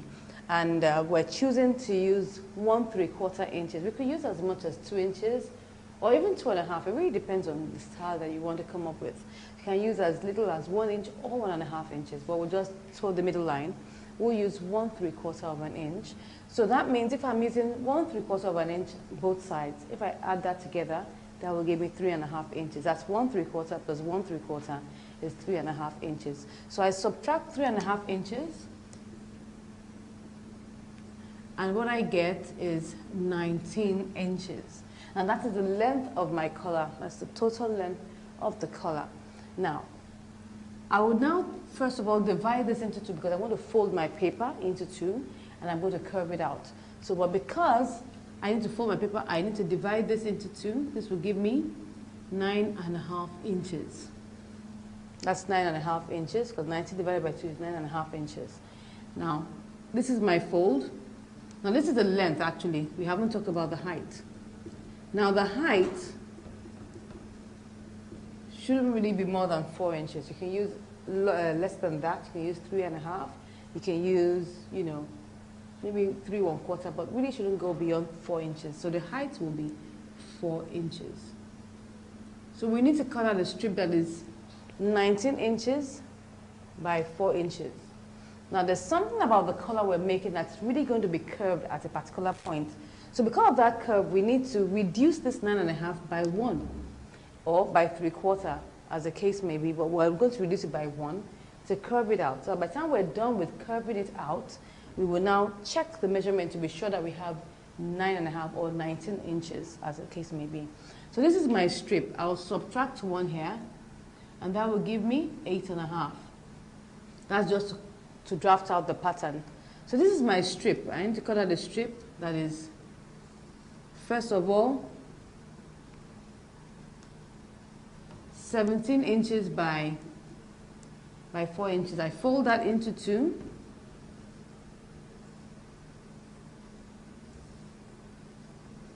This is the fold. So the first thing I do will be to come to this edge. This is 4 inches, so don't forget. I come to this edge and measure 1 inch inward, like that. I'll now take my tape rule on the piece of paper and mark out where the length of my lapel edge. We have chosen 1¾ so I'll measure that out to check where that rests on the paper. So maybe this is where it gets to. I'll now slant it down there, and I'll curve this, you know, towards the midpoint or shortly after the midpoint. You can see that. Now I'll come to the middle here and measure 1 inch down and curve this to this point here. So this is the color how it is. I will now take my tape rule after I'm done and measure it to be sure it will give me 9½ inches, and that's what we're really looking for. But because of the curve, if we had used 9½ inches, it will be longer than what you really want. So now that we've done our pattern, so let's go to the table and now draft it out, cut it out, iron it, and then fix it. So let's go to the table. We'll take our paper and we'll fold it into two, this way.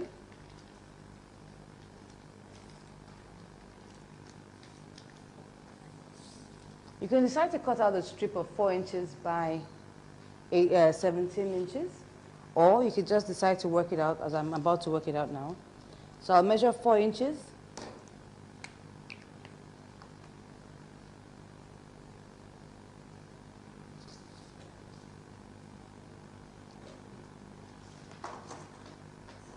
Draw the line.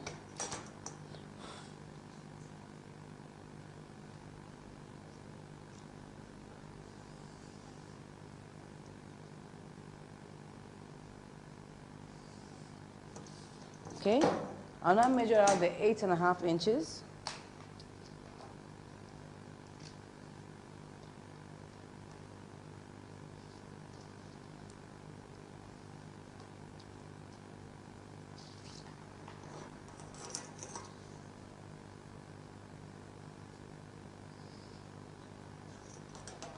So I'll now measure out 1 inch on top here.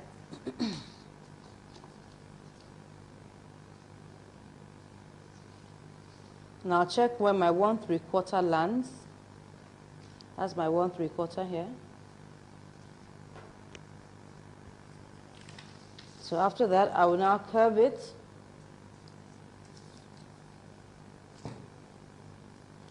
I'll curve it like that.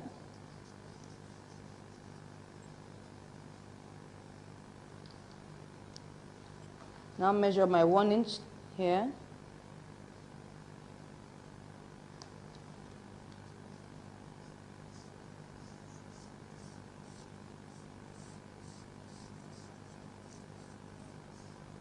Good. So we'll now check this measurement to be sure that this will give us, don't forget that the measurement we're looking for is 19 inches. And if you divide that into 2, that's 9.5 inches. So I'm going to check that out here at the base, just to be sure. This is almost 19.5 inches. This is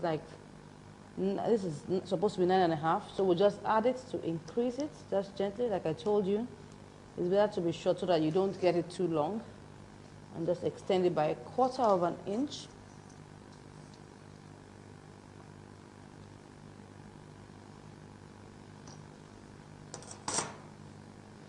Okay, so let's check it again. It's 9.5 inches now. And I will check the lapel edge to be sure it's okay. This is supposed to be 1/3. So we're cool with that. So you pin it in place and cut it out.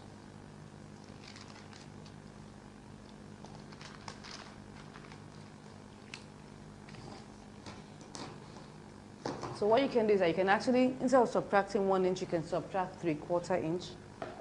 That means that you cut out a piece that's 8/3 inch. That will give you 8/3 inch.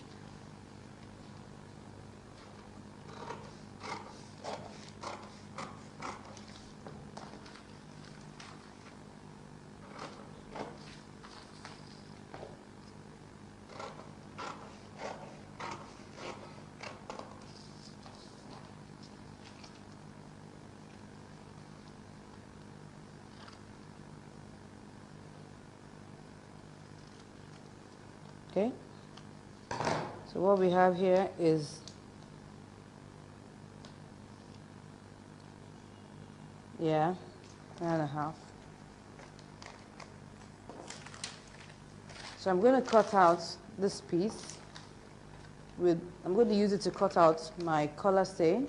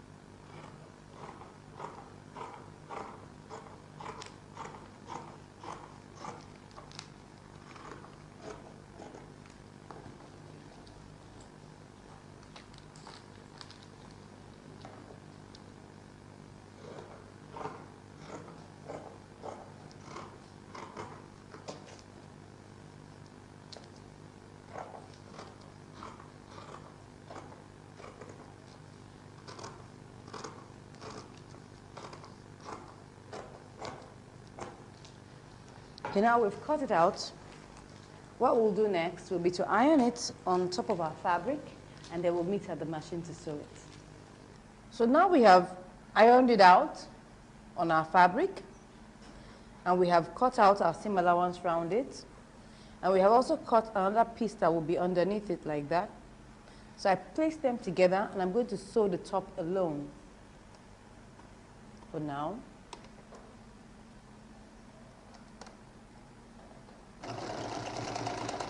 I'll make sure that I sew a little bit away from the collar, to just slightly away, like 1 millimeter away from it.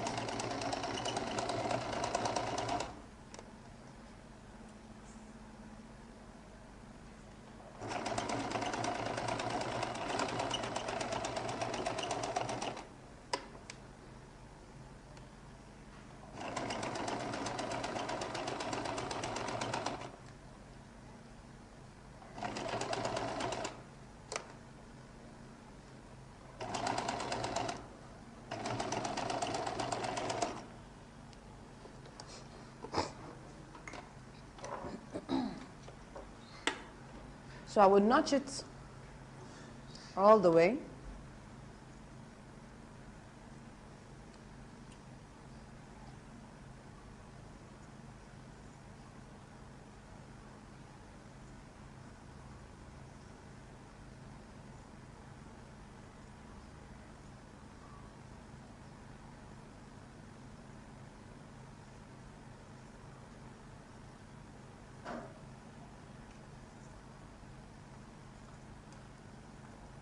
Okay, I'll remove the pins. Now top stitch on the piece that's underneath the collar.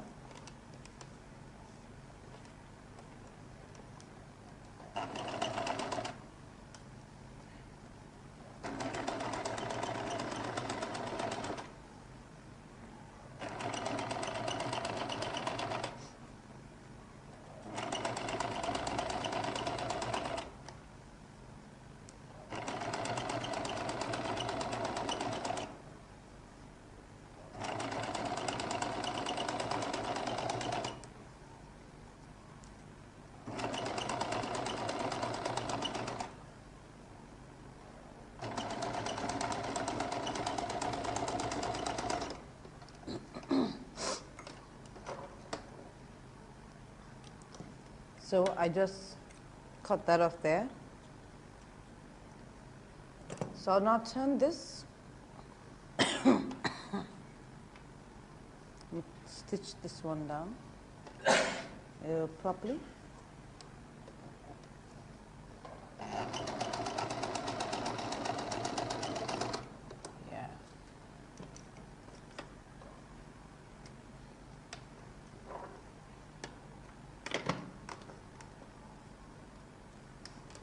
So I'll now take this part and turn it down this way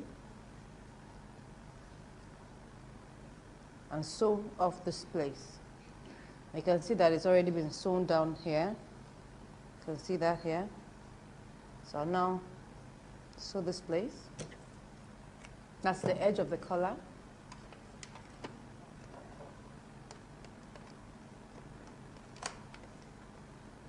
Sew by the side.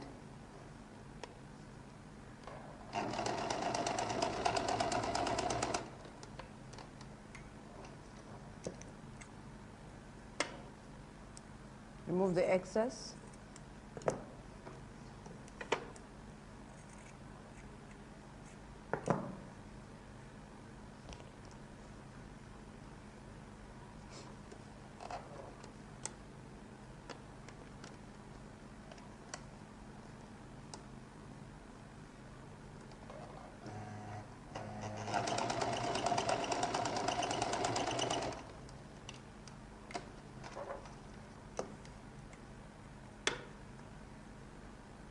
Remove the excess and trim it off like that.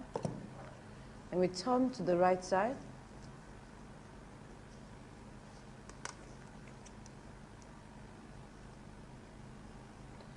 Use the edge of your scissors. Oops, I did that too much, so I have to stitch that back That's what happens if you poke it out too much. So, yeah. So I have to be gentler when I'm doing that the next time. Just turn it gently. You can use your finger. There's another way to just do that, and then you get it out that way.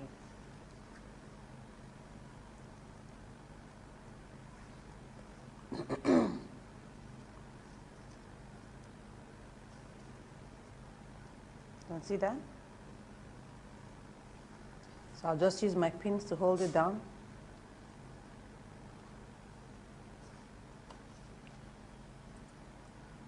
You can actually tack that if you want, or iron it out before pinning it.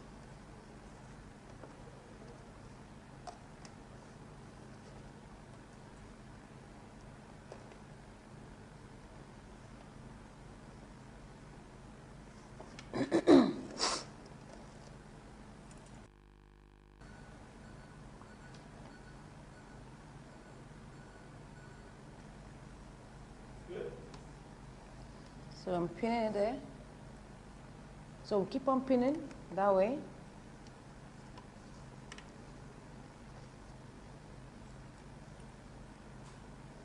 This is to keep the this is to keep the collar in place.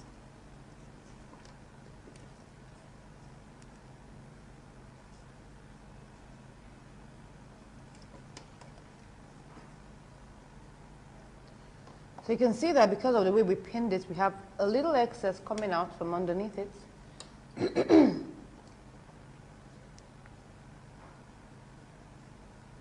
Good.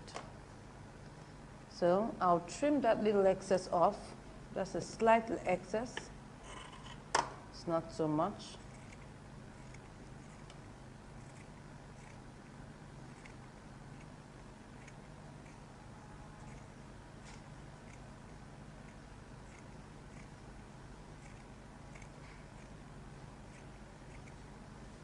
Okay, so after trimming that, I'll now check the edges to be sure that it's equal, because you don't want one looking longer. This looks slightly longer, so I'll trim a little bit off that,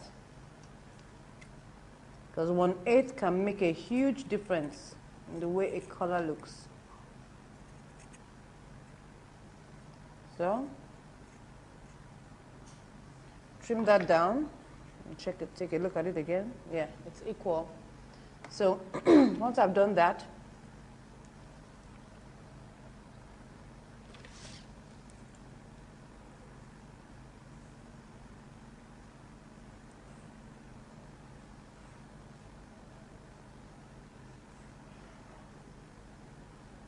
okay, that's giving us what we want. So I'll get the midpoint.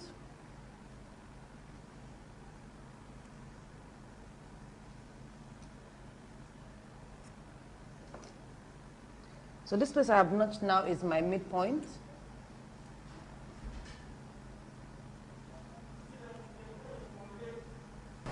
So now we've pinned this up like this, and we've gotten the midpoint. So the next thing is that we'll get the midpoint of the neckline too. Well, most times we always assume that the line at the back should be the midpoint, but you know, at times due to a lot of shifting and sewing and stuff like that, it might not necessarily be the midpoint. So you need to place this together at the two. Place the two edges together, then now begin to take it to the back till we get the midpoint. Just like I told you, just a slight shift, you see there? Very slight, not much. But like I always say, 1/8 of an inch makes a whole lot of difference. You can see that this is the middle, and this is where my center is. It's just like 1/8 of an inch difference. So I need to use that point as my midpoint. You can see that this is where my notch rests, just like 1/8 away. It doesn't matter. Just ensure that you get it as accurate as possible.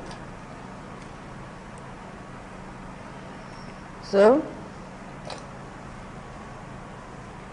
I'm going to turn the jacket back to the wrong side because of the way we're going to sew it. We need to sew it. We need to insert the collar and sew it in. So we'll turn it back to the right side, to the wrong side.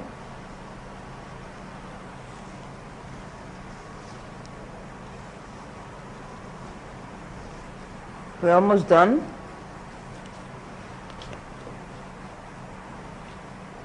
So this is my midpoint here. I have marked. You can see it here. This is how it's going to be. The collar is going to sit this way. This is how it's going to sit all along the edge. So you need to understand that. So this is how we're going to place it. The side that doesn't have collar, say, would be facing the back this way. So we pin it there.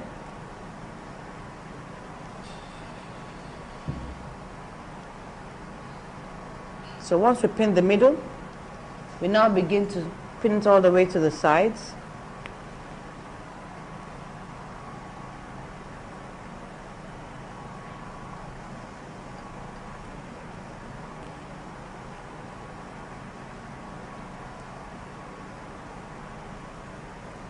So what I need to do is to ensure that I get this edge equidistant.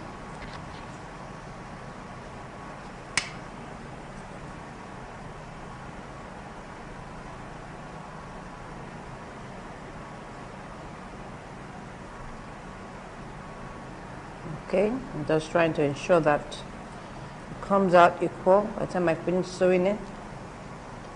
So I pin it in place to be sure. I'm trying to get from this edge 1/3 of an inch. I'm getting from here, I've got my 1/3 here. So I go right away to ensure the same at the other side.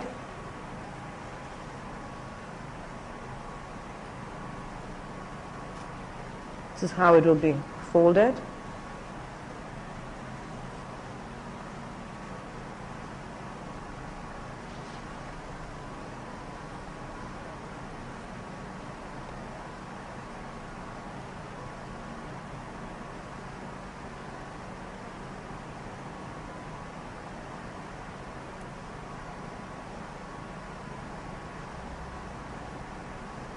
Okay.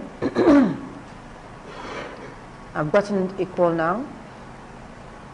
So now pin it in place.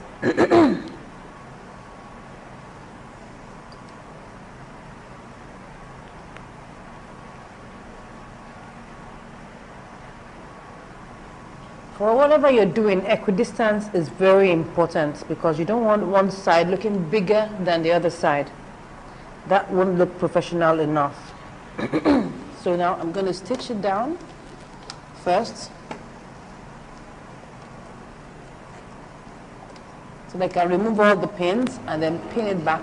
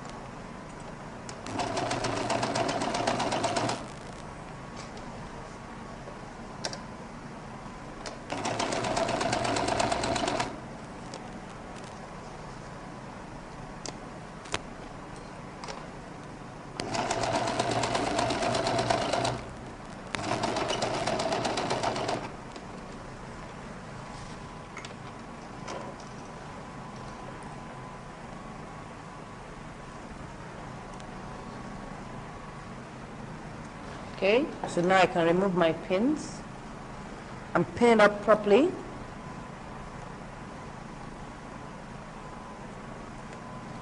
So now take all these edges and pin them up properly.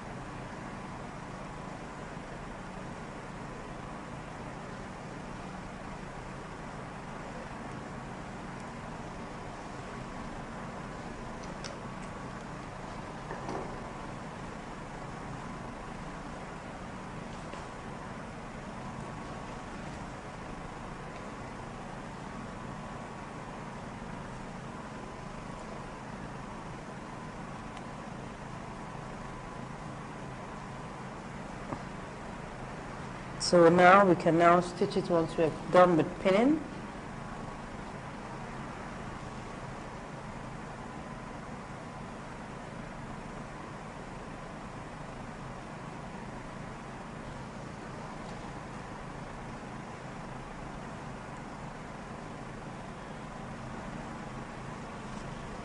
So I will now pinch this, pin it in place.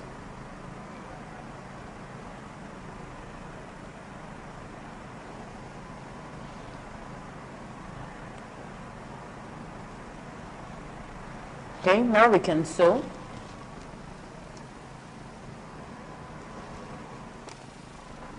I'm going to stitch a 1/4 of an inch.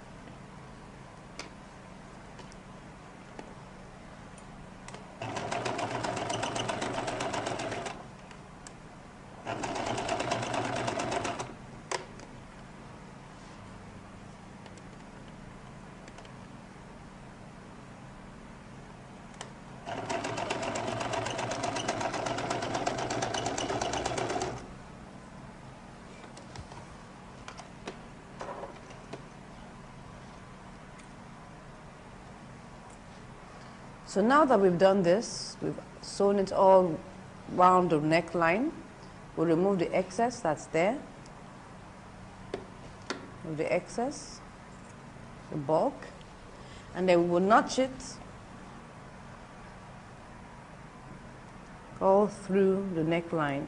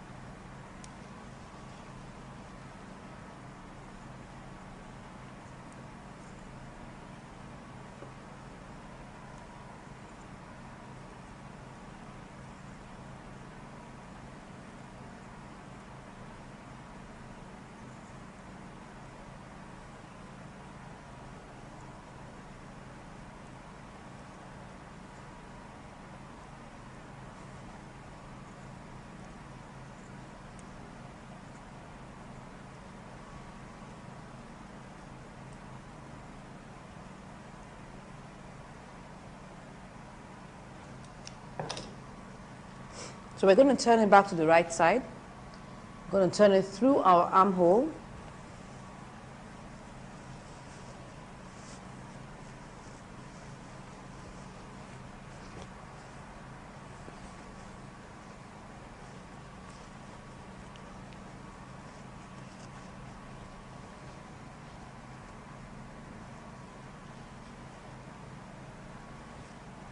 You can see it's the same.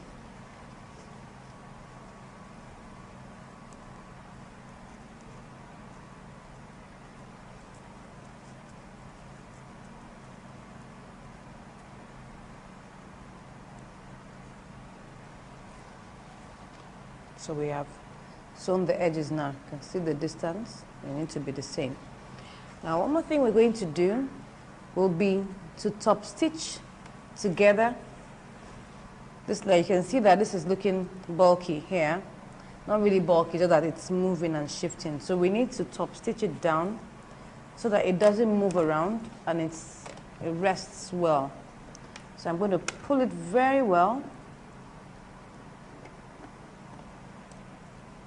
I'm top stitching both layers together. That's the body and the lining. So I'll pin that there. I'll start from like 1.5 inches from the edge of the shoulder and end like 1.5 inches after the edge of the shoulder.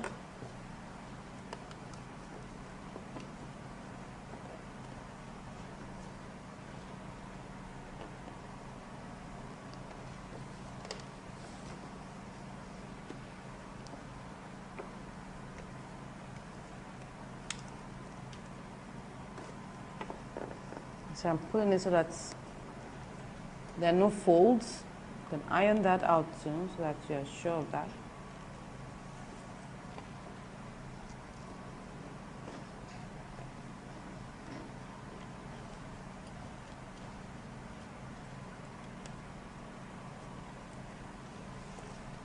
So I'll start like 1.5 inches before the shoulder here.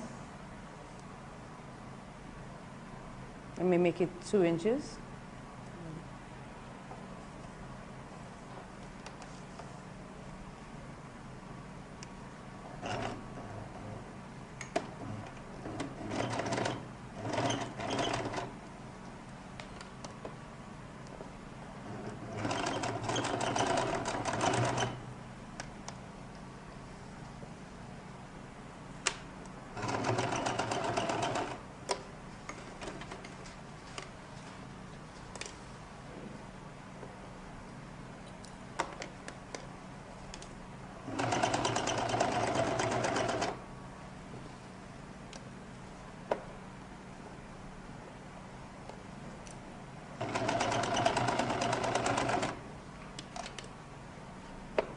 Stop around 2 inches there.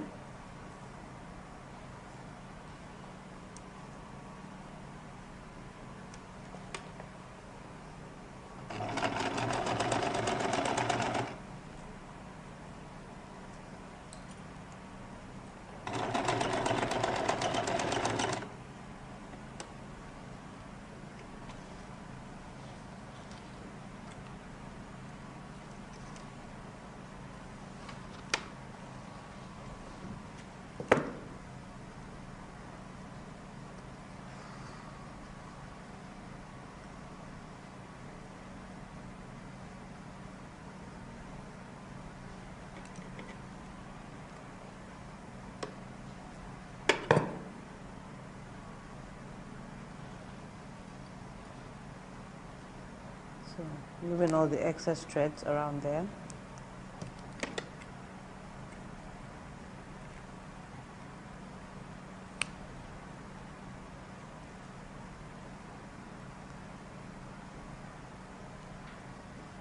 Okay. So now we've sewn it right now.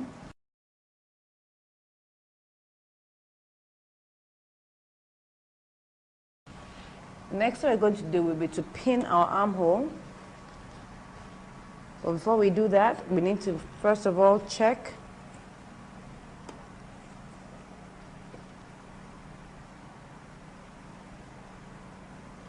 to trim off a little.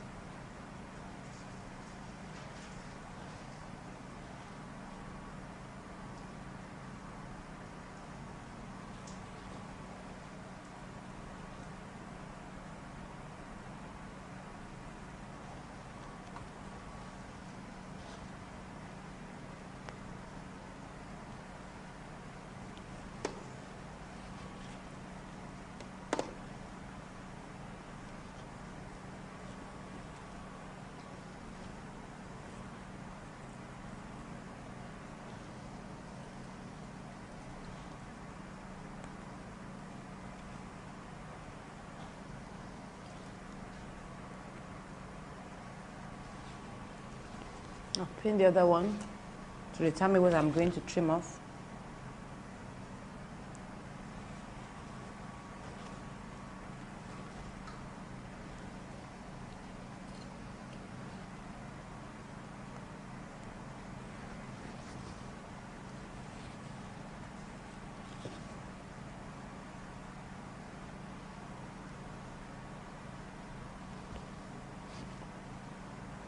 Now that's going to trim off a little there.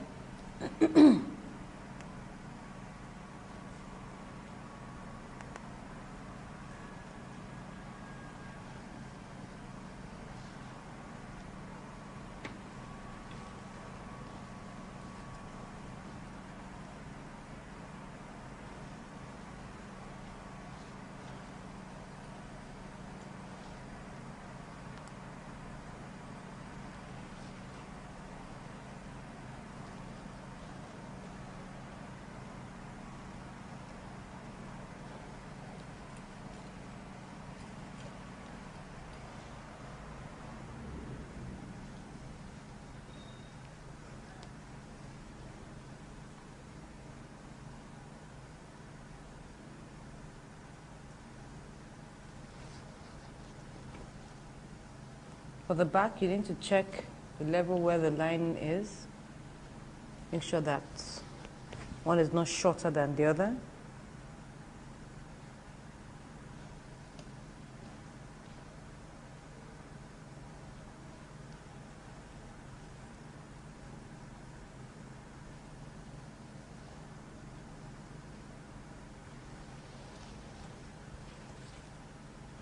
I'll turn it to the wrong side so I can see what I'm trimming very well. You can see I need to take some part of that off.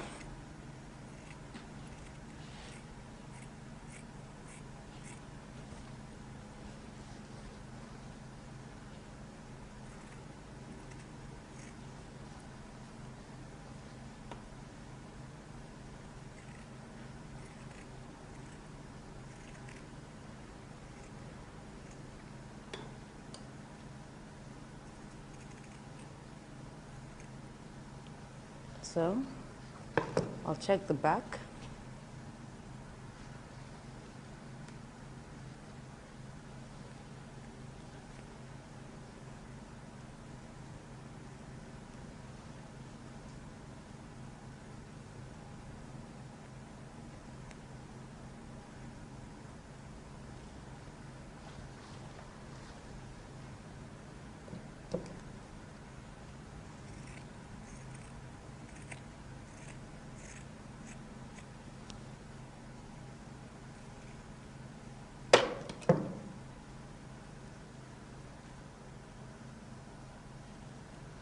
Okay, let's trim the second sleeve, the armhole.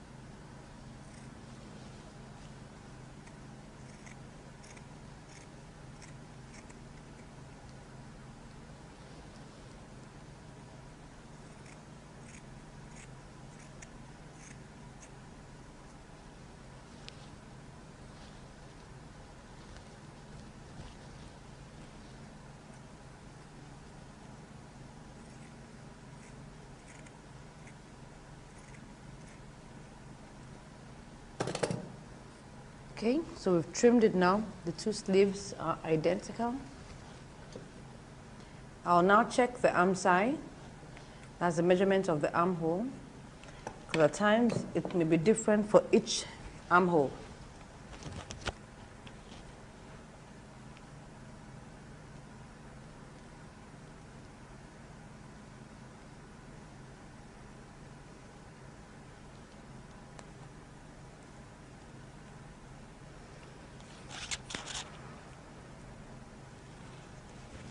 So start from the armhole here, from the armpit region.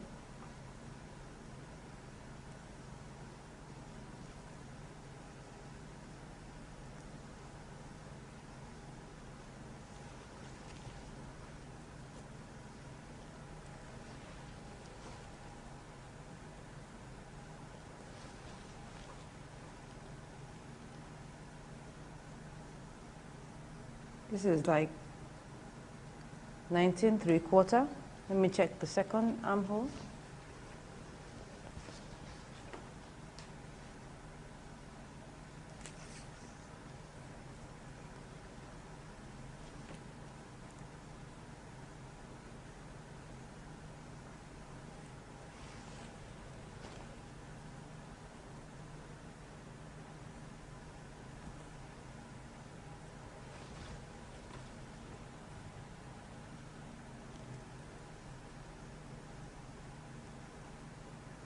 I have almost about the same thing, but this is like 19½.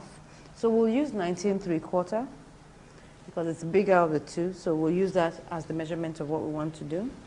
I'll pick my sleeves, put that here, and shoulder pad. Now, this can be naked shoulder pads. It doesn't really have to be covered up with fabric because we're going to insert it into the shoulder. So I'm going to trim it around. I don't need it to be too big, I just need it to be small.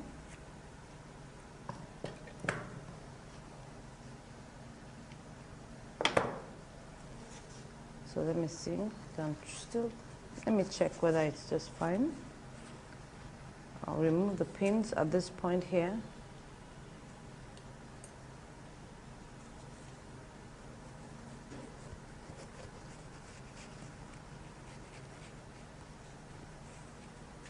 Okay, I think it's just fine. Can sit there. So you put that in halfway there and you pin it back.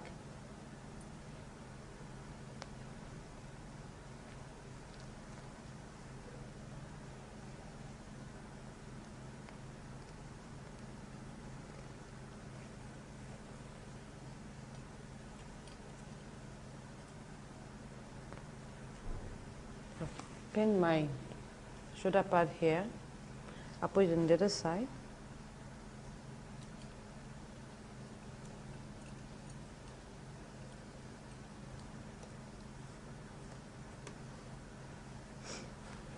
Take my shoulder pad.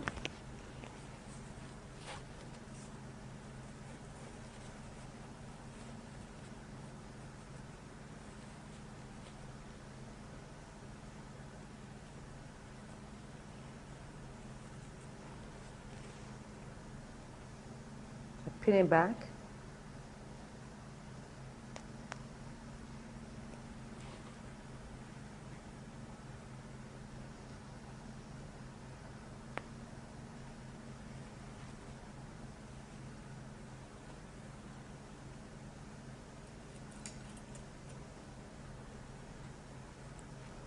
So now we put our shoulder pads in. You can see that it's not really big, it's just a very small shoulder pad. You can decide to do without it if you don't want shoulder pads. So I'm now going to ease in my sleeve. Now if you check what is here, what we're using is 9¾ inches.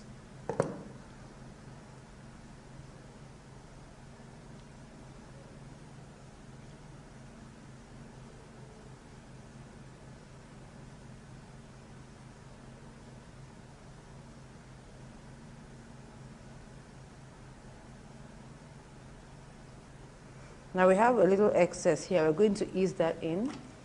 So I'm going to start by running a few gather stitches.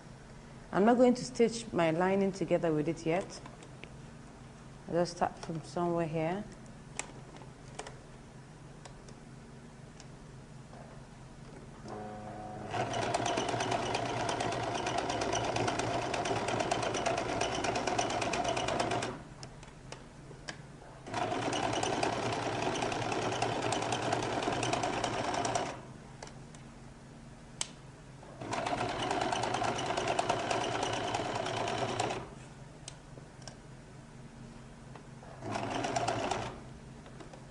Okay.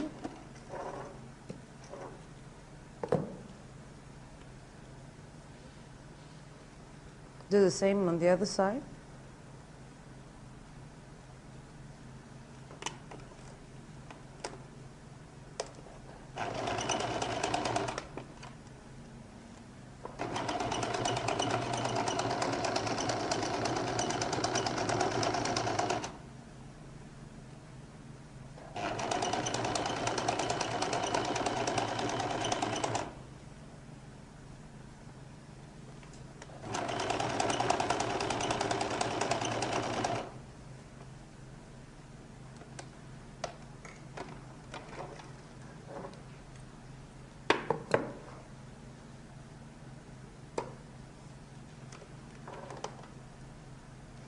So I'll now pick one of the strands of thread and pull this as a slight gather,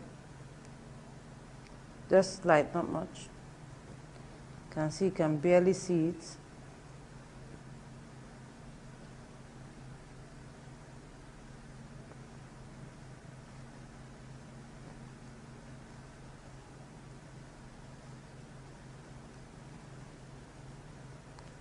Let me try this on the edge. It's a little tight there. Okay, this one is better. You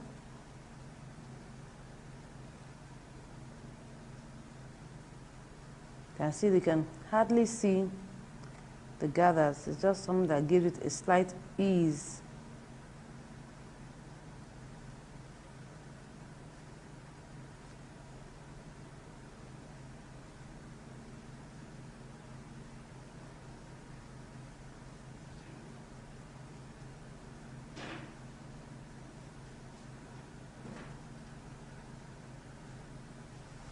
So I'm now going to reduce it to slight, very slight.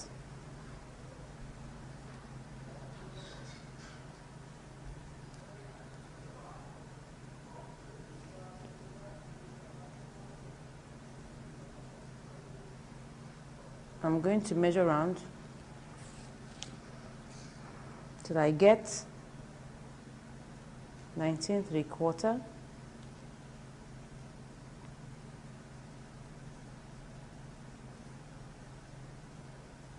I have 19, so I need to reduce it.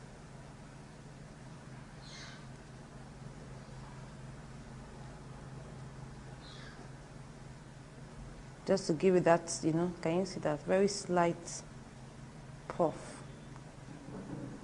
It's called easing in.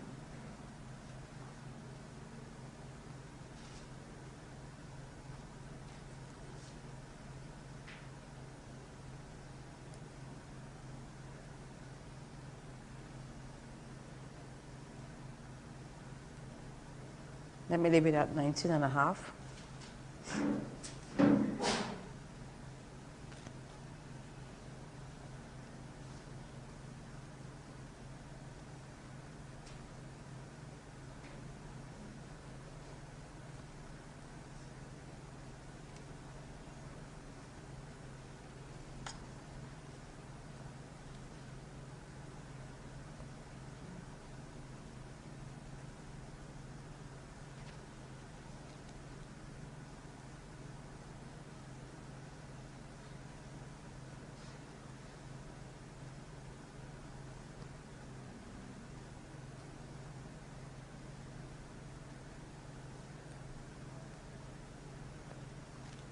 So now I'm going to pull this and check. I'll measure it.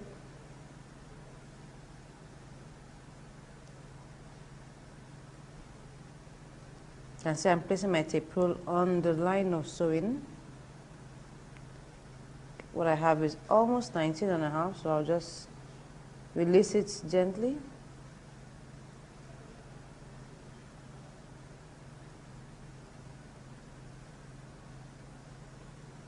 You can see how it's just showing a slight puff there.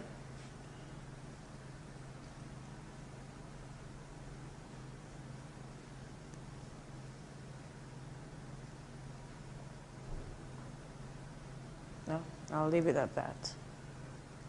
Okay. I'll now pick my body, the body of the jacket, fold it to the wrong side, take my sleeve. Now one thing we need to take note of is that when we want to fix the sleeve for the jacket, like I told you, they were just observing a few rules from making the suit, so it's not like as if it's a full suit. One of the things that you notice when you're wearing a jacket is that the sleeves are tilted forward gently.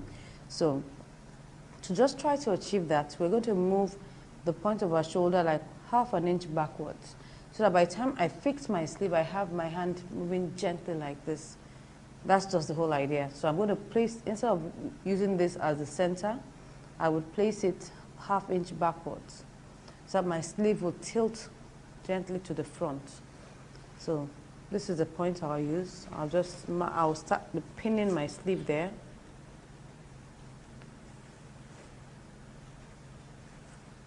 this is the back. So I just take my mark and take it backwards slightly. That's about ½ inch backwards.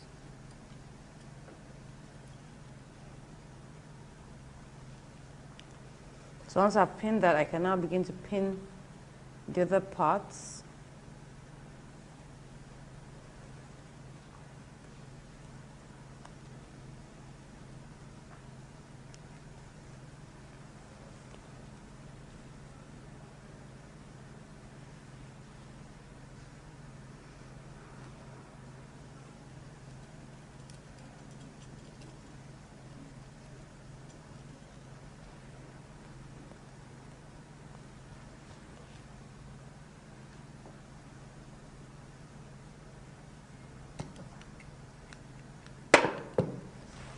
Pin here.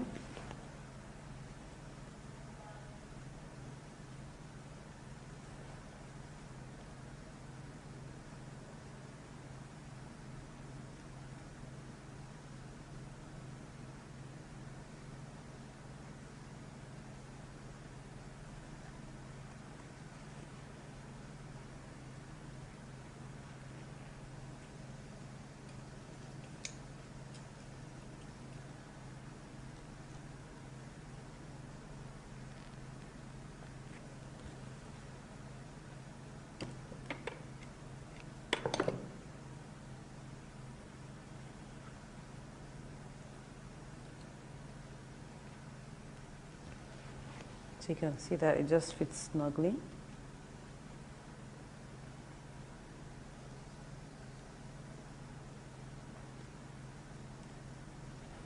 So I've pinned that inside this armhole now. So I'll pin the second sleeve into the armhole. Forget that we tilt it by ½ inch backward. This is my back, so I'm going to put it here.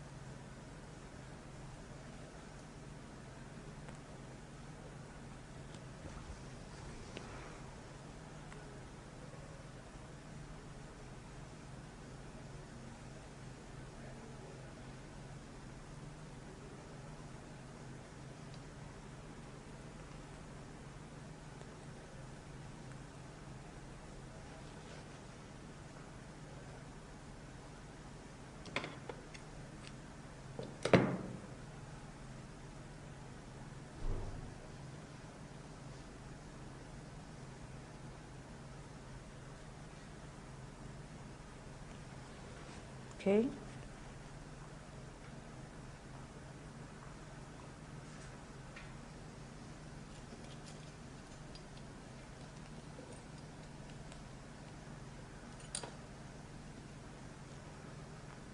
So I've pinned it now. I can begin to sew.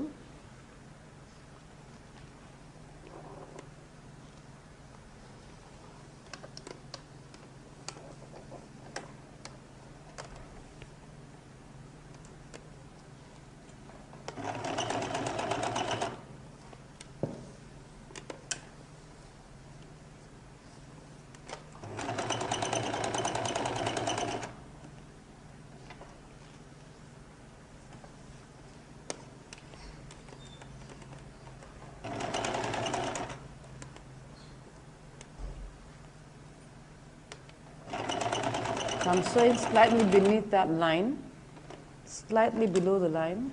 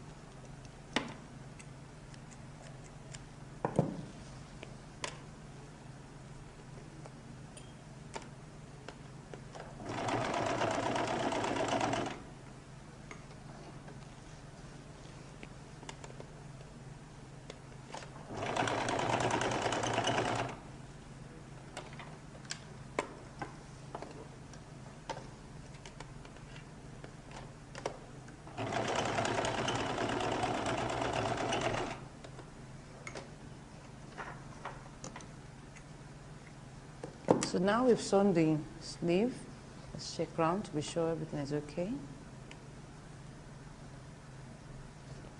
Let's sew the second sleeve.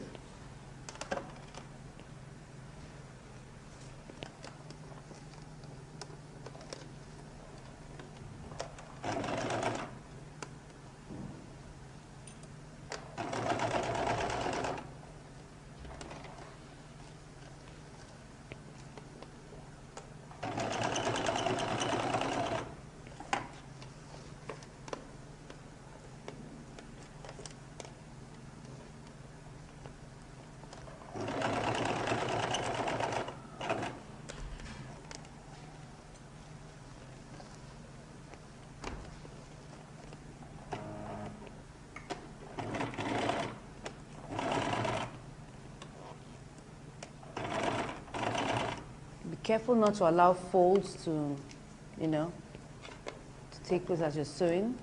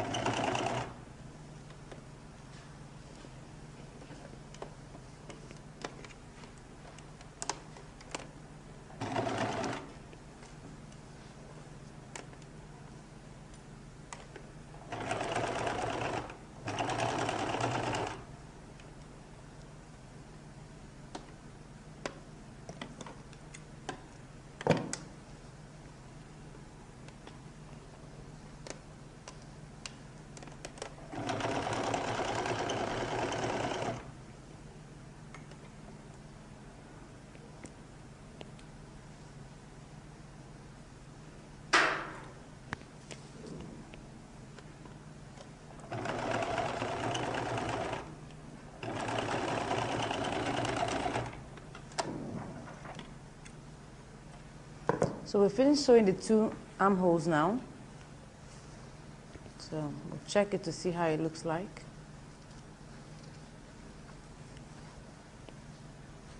You can see that the slight puff that we left there, just to create space for the shoulder part.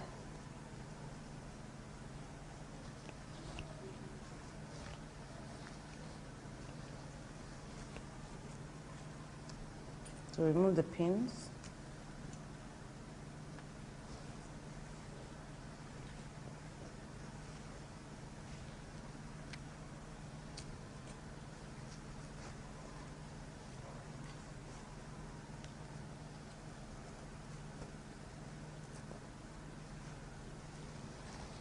Show that there are no folds.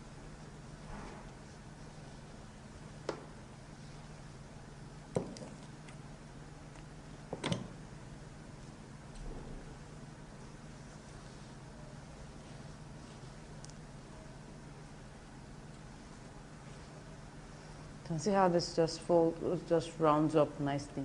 It's because we put the little easing in that we put in. That's what makes it just, look slightly rounded like that. So I'll just take this in, my lining, turn it back to the wrong side.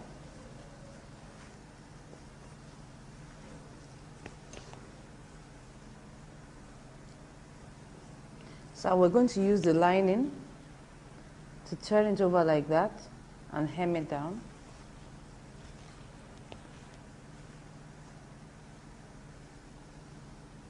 I'm going to start with this point here. Remember that we have moved it 1/2 inch backwards.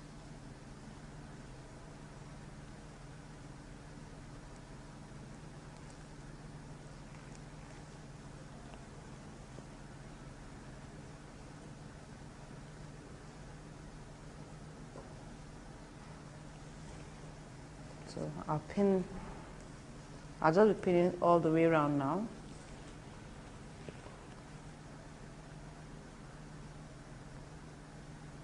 Don't forget that we eased it in gently, so we may need to pleat at a few points.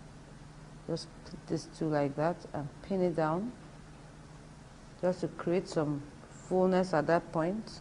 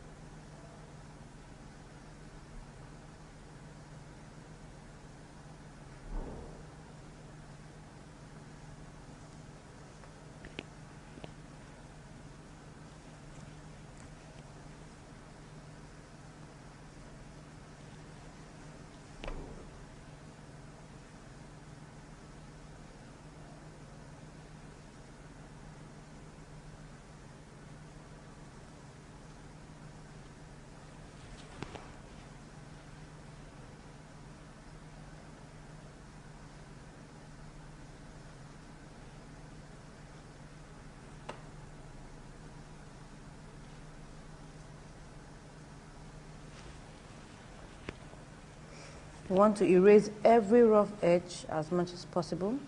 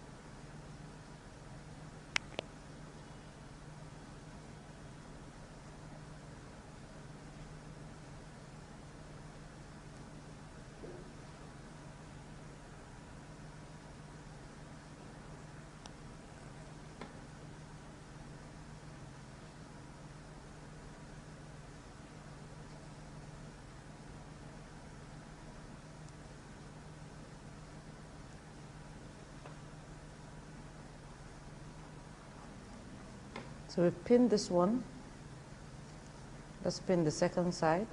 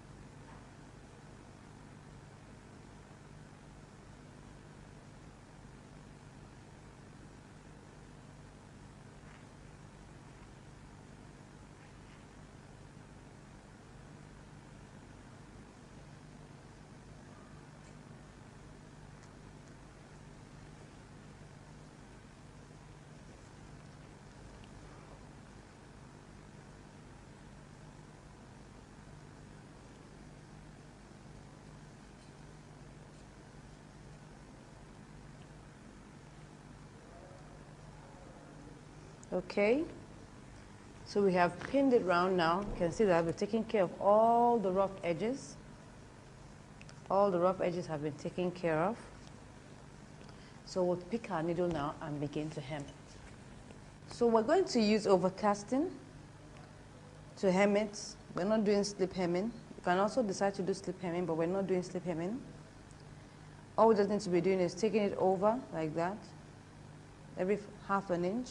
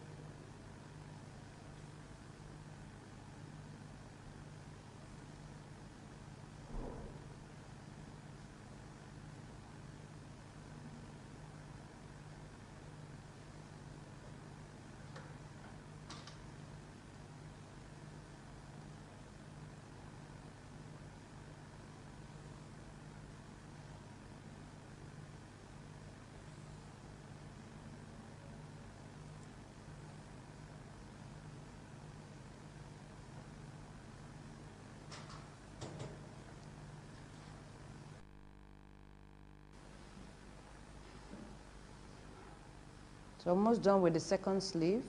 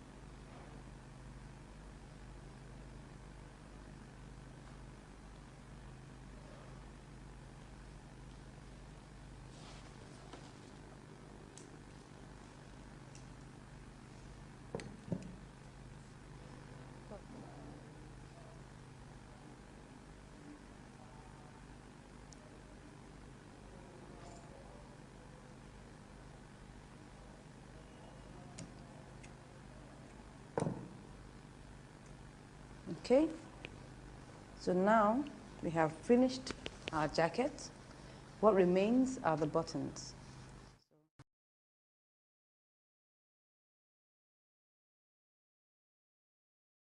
We're going to mark out the positions of our buttons. We can put this here and do that.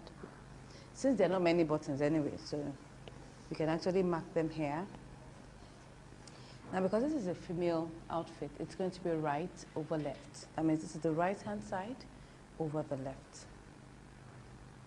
So I pin that here.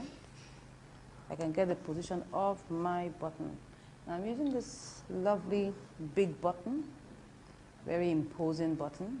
I'm also going to put that here, sew it up here. You can see how it looks really cute. So I need to first of all measure out my button and know what the size is. You can see that this is like slightly above an inch, just about an inch. No, this is about 1/1/8, fine. So my buttonhole will be 1/1/8 plus another 1/8, and that will be 1/1/4. I'm going to use, it's a big button, so that means we need a bigger buttonhole. So I'm just going to do this because I only want to use like 2 or 3 buttons here. I get this pinned this way, make sure that this is equal.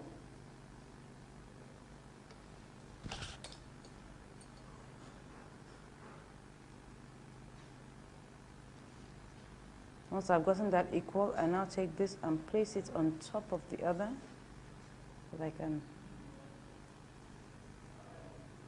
get it like that.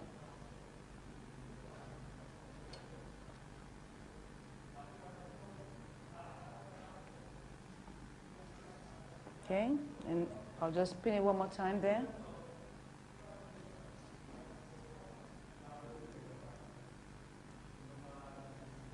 Okay, I'll now begin to mark out my my buttons. Let me put my first button here, about 1/4 of an inch. So let me see that. Put that here.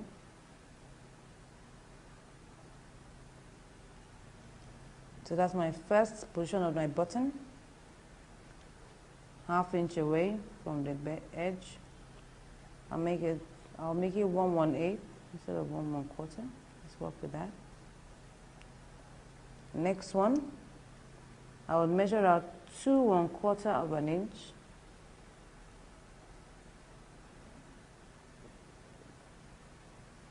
Final one, 2 1/4 of an inch. Good, 2 1/4 inches. I'll measure it like that.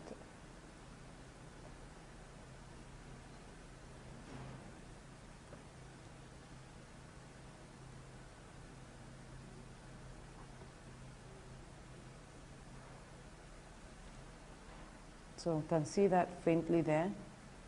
So we have 1, 2, 3. Then we put a button here and we put a button on the other side. So let's do our buttonholes, after which we will fix our buttons. So set it.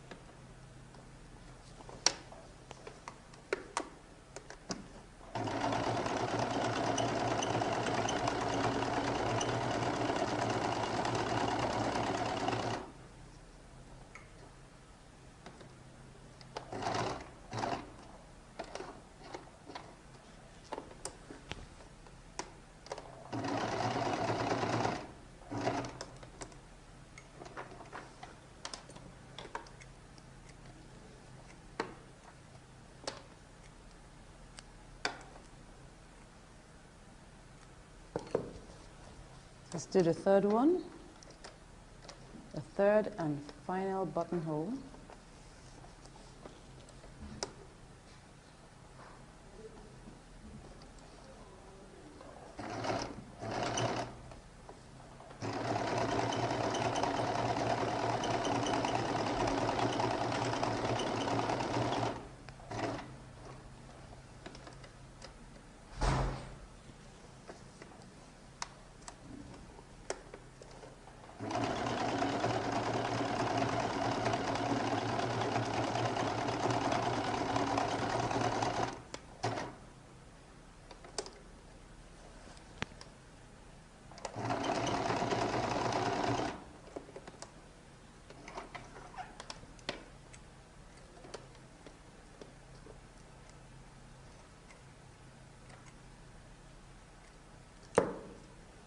Okay,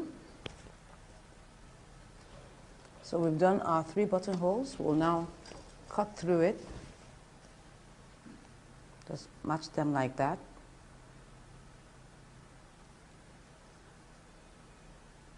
Can use a blade or seam ripper.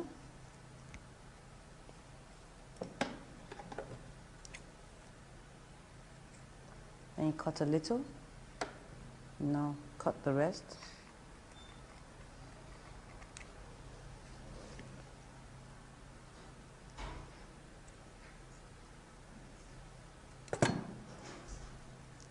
Remove all the excess threads.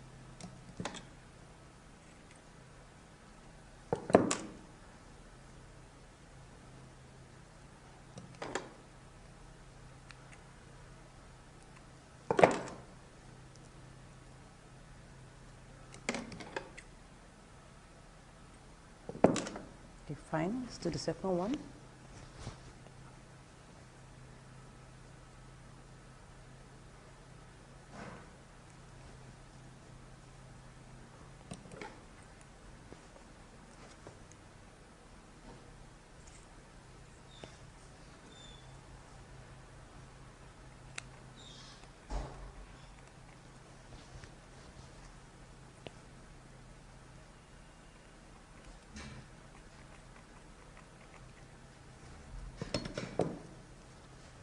Remove all the threads.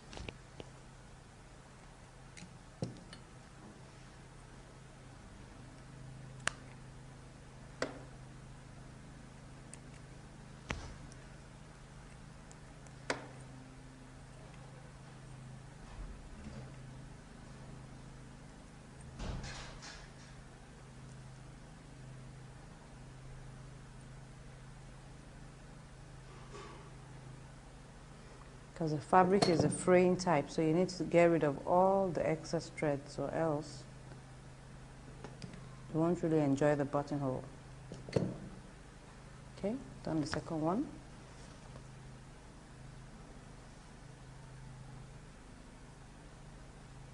The third one.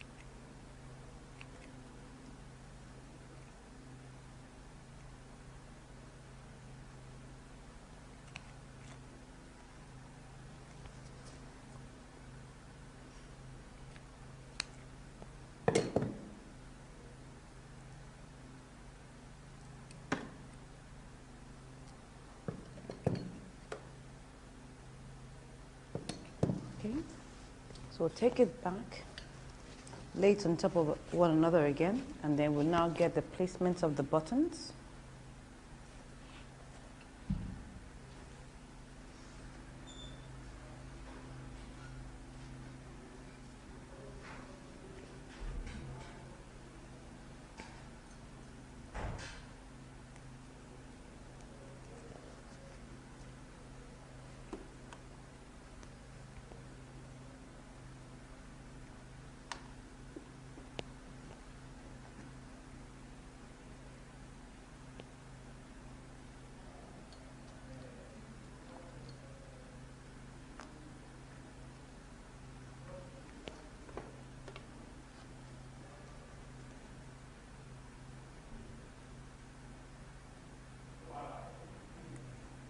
So I'll mark the position of the buttons.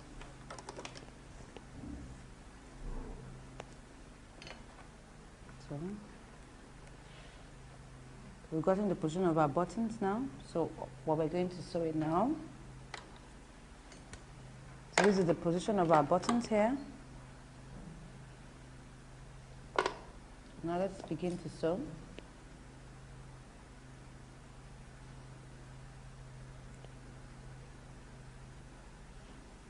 Now because we have a button that has 4 holes, we're going to sew in a cross direction. That means it's going to look like an X.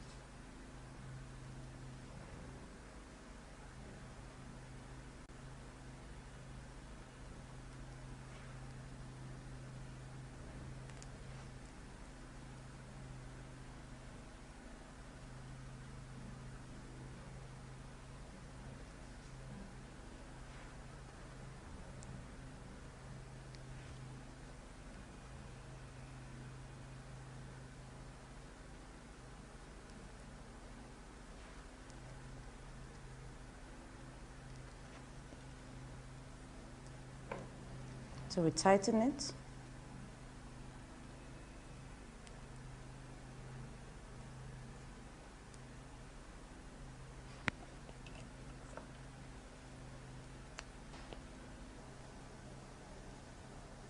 So we're on the last button now.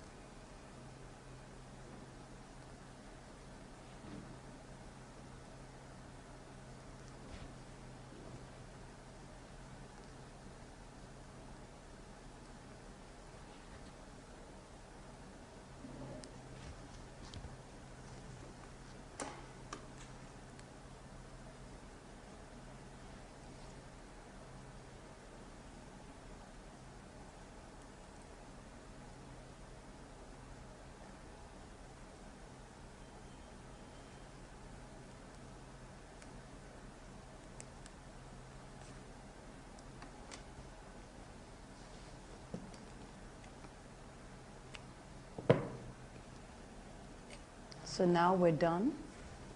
I'll iron it out and then I'll try it on for you to see. So what about this? I'm sure you like what you're seeing. We have actually finished making our lady's jacket. I'm going to model it for you to see. And it's not as difficult as it looks, you know, because when you put in all that effort, you will surely come up with results. So why don't you grab your drafting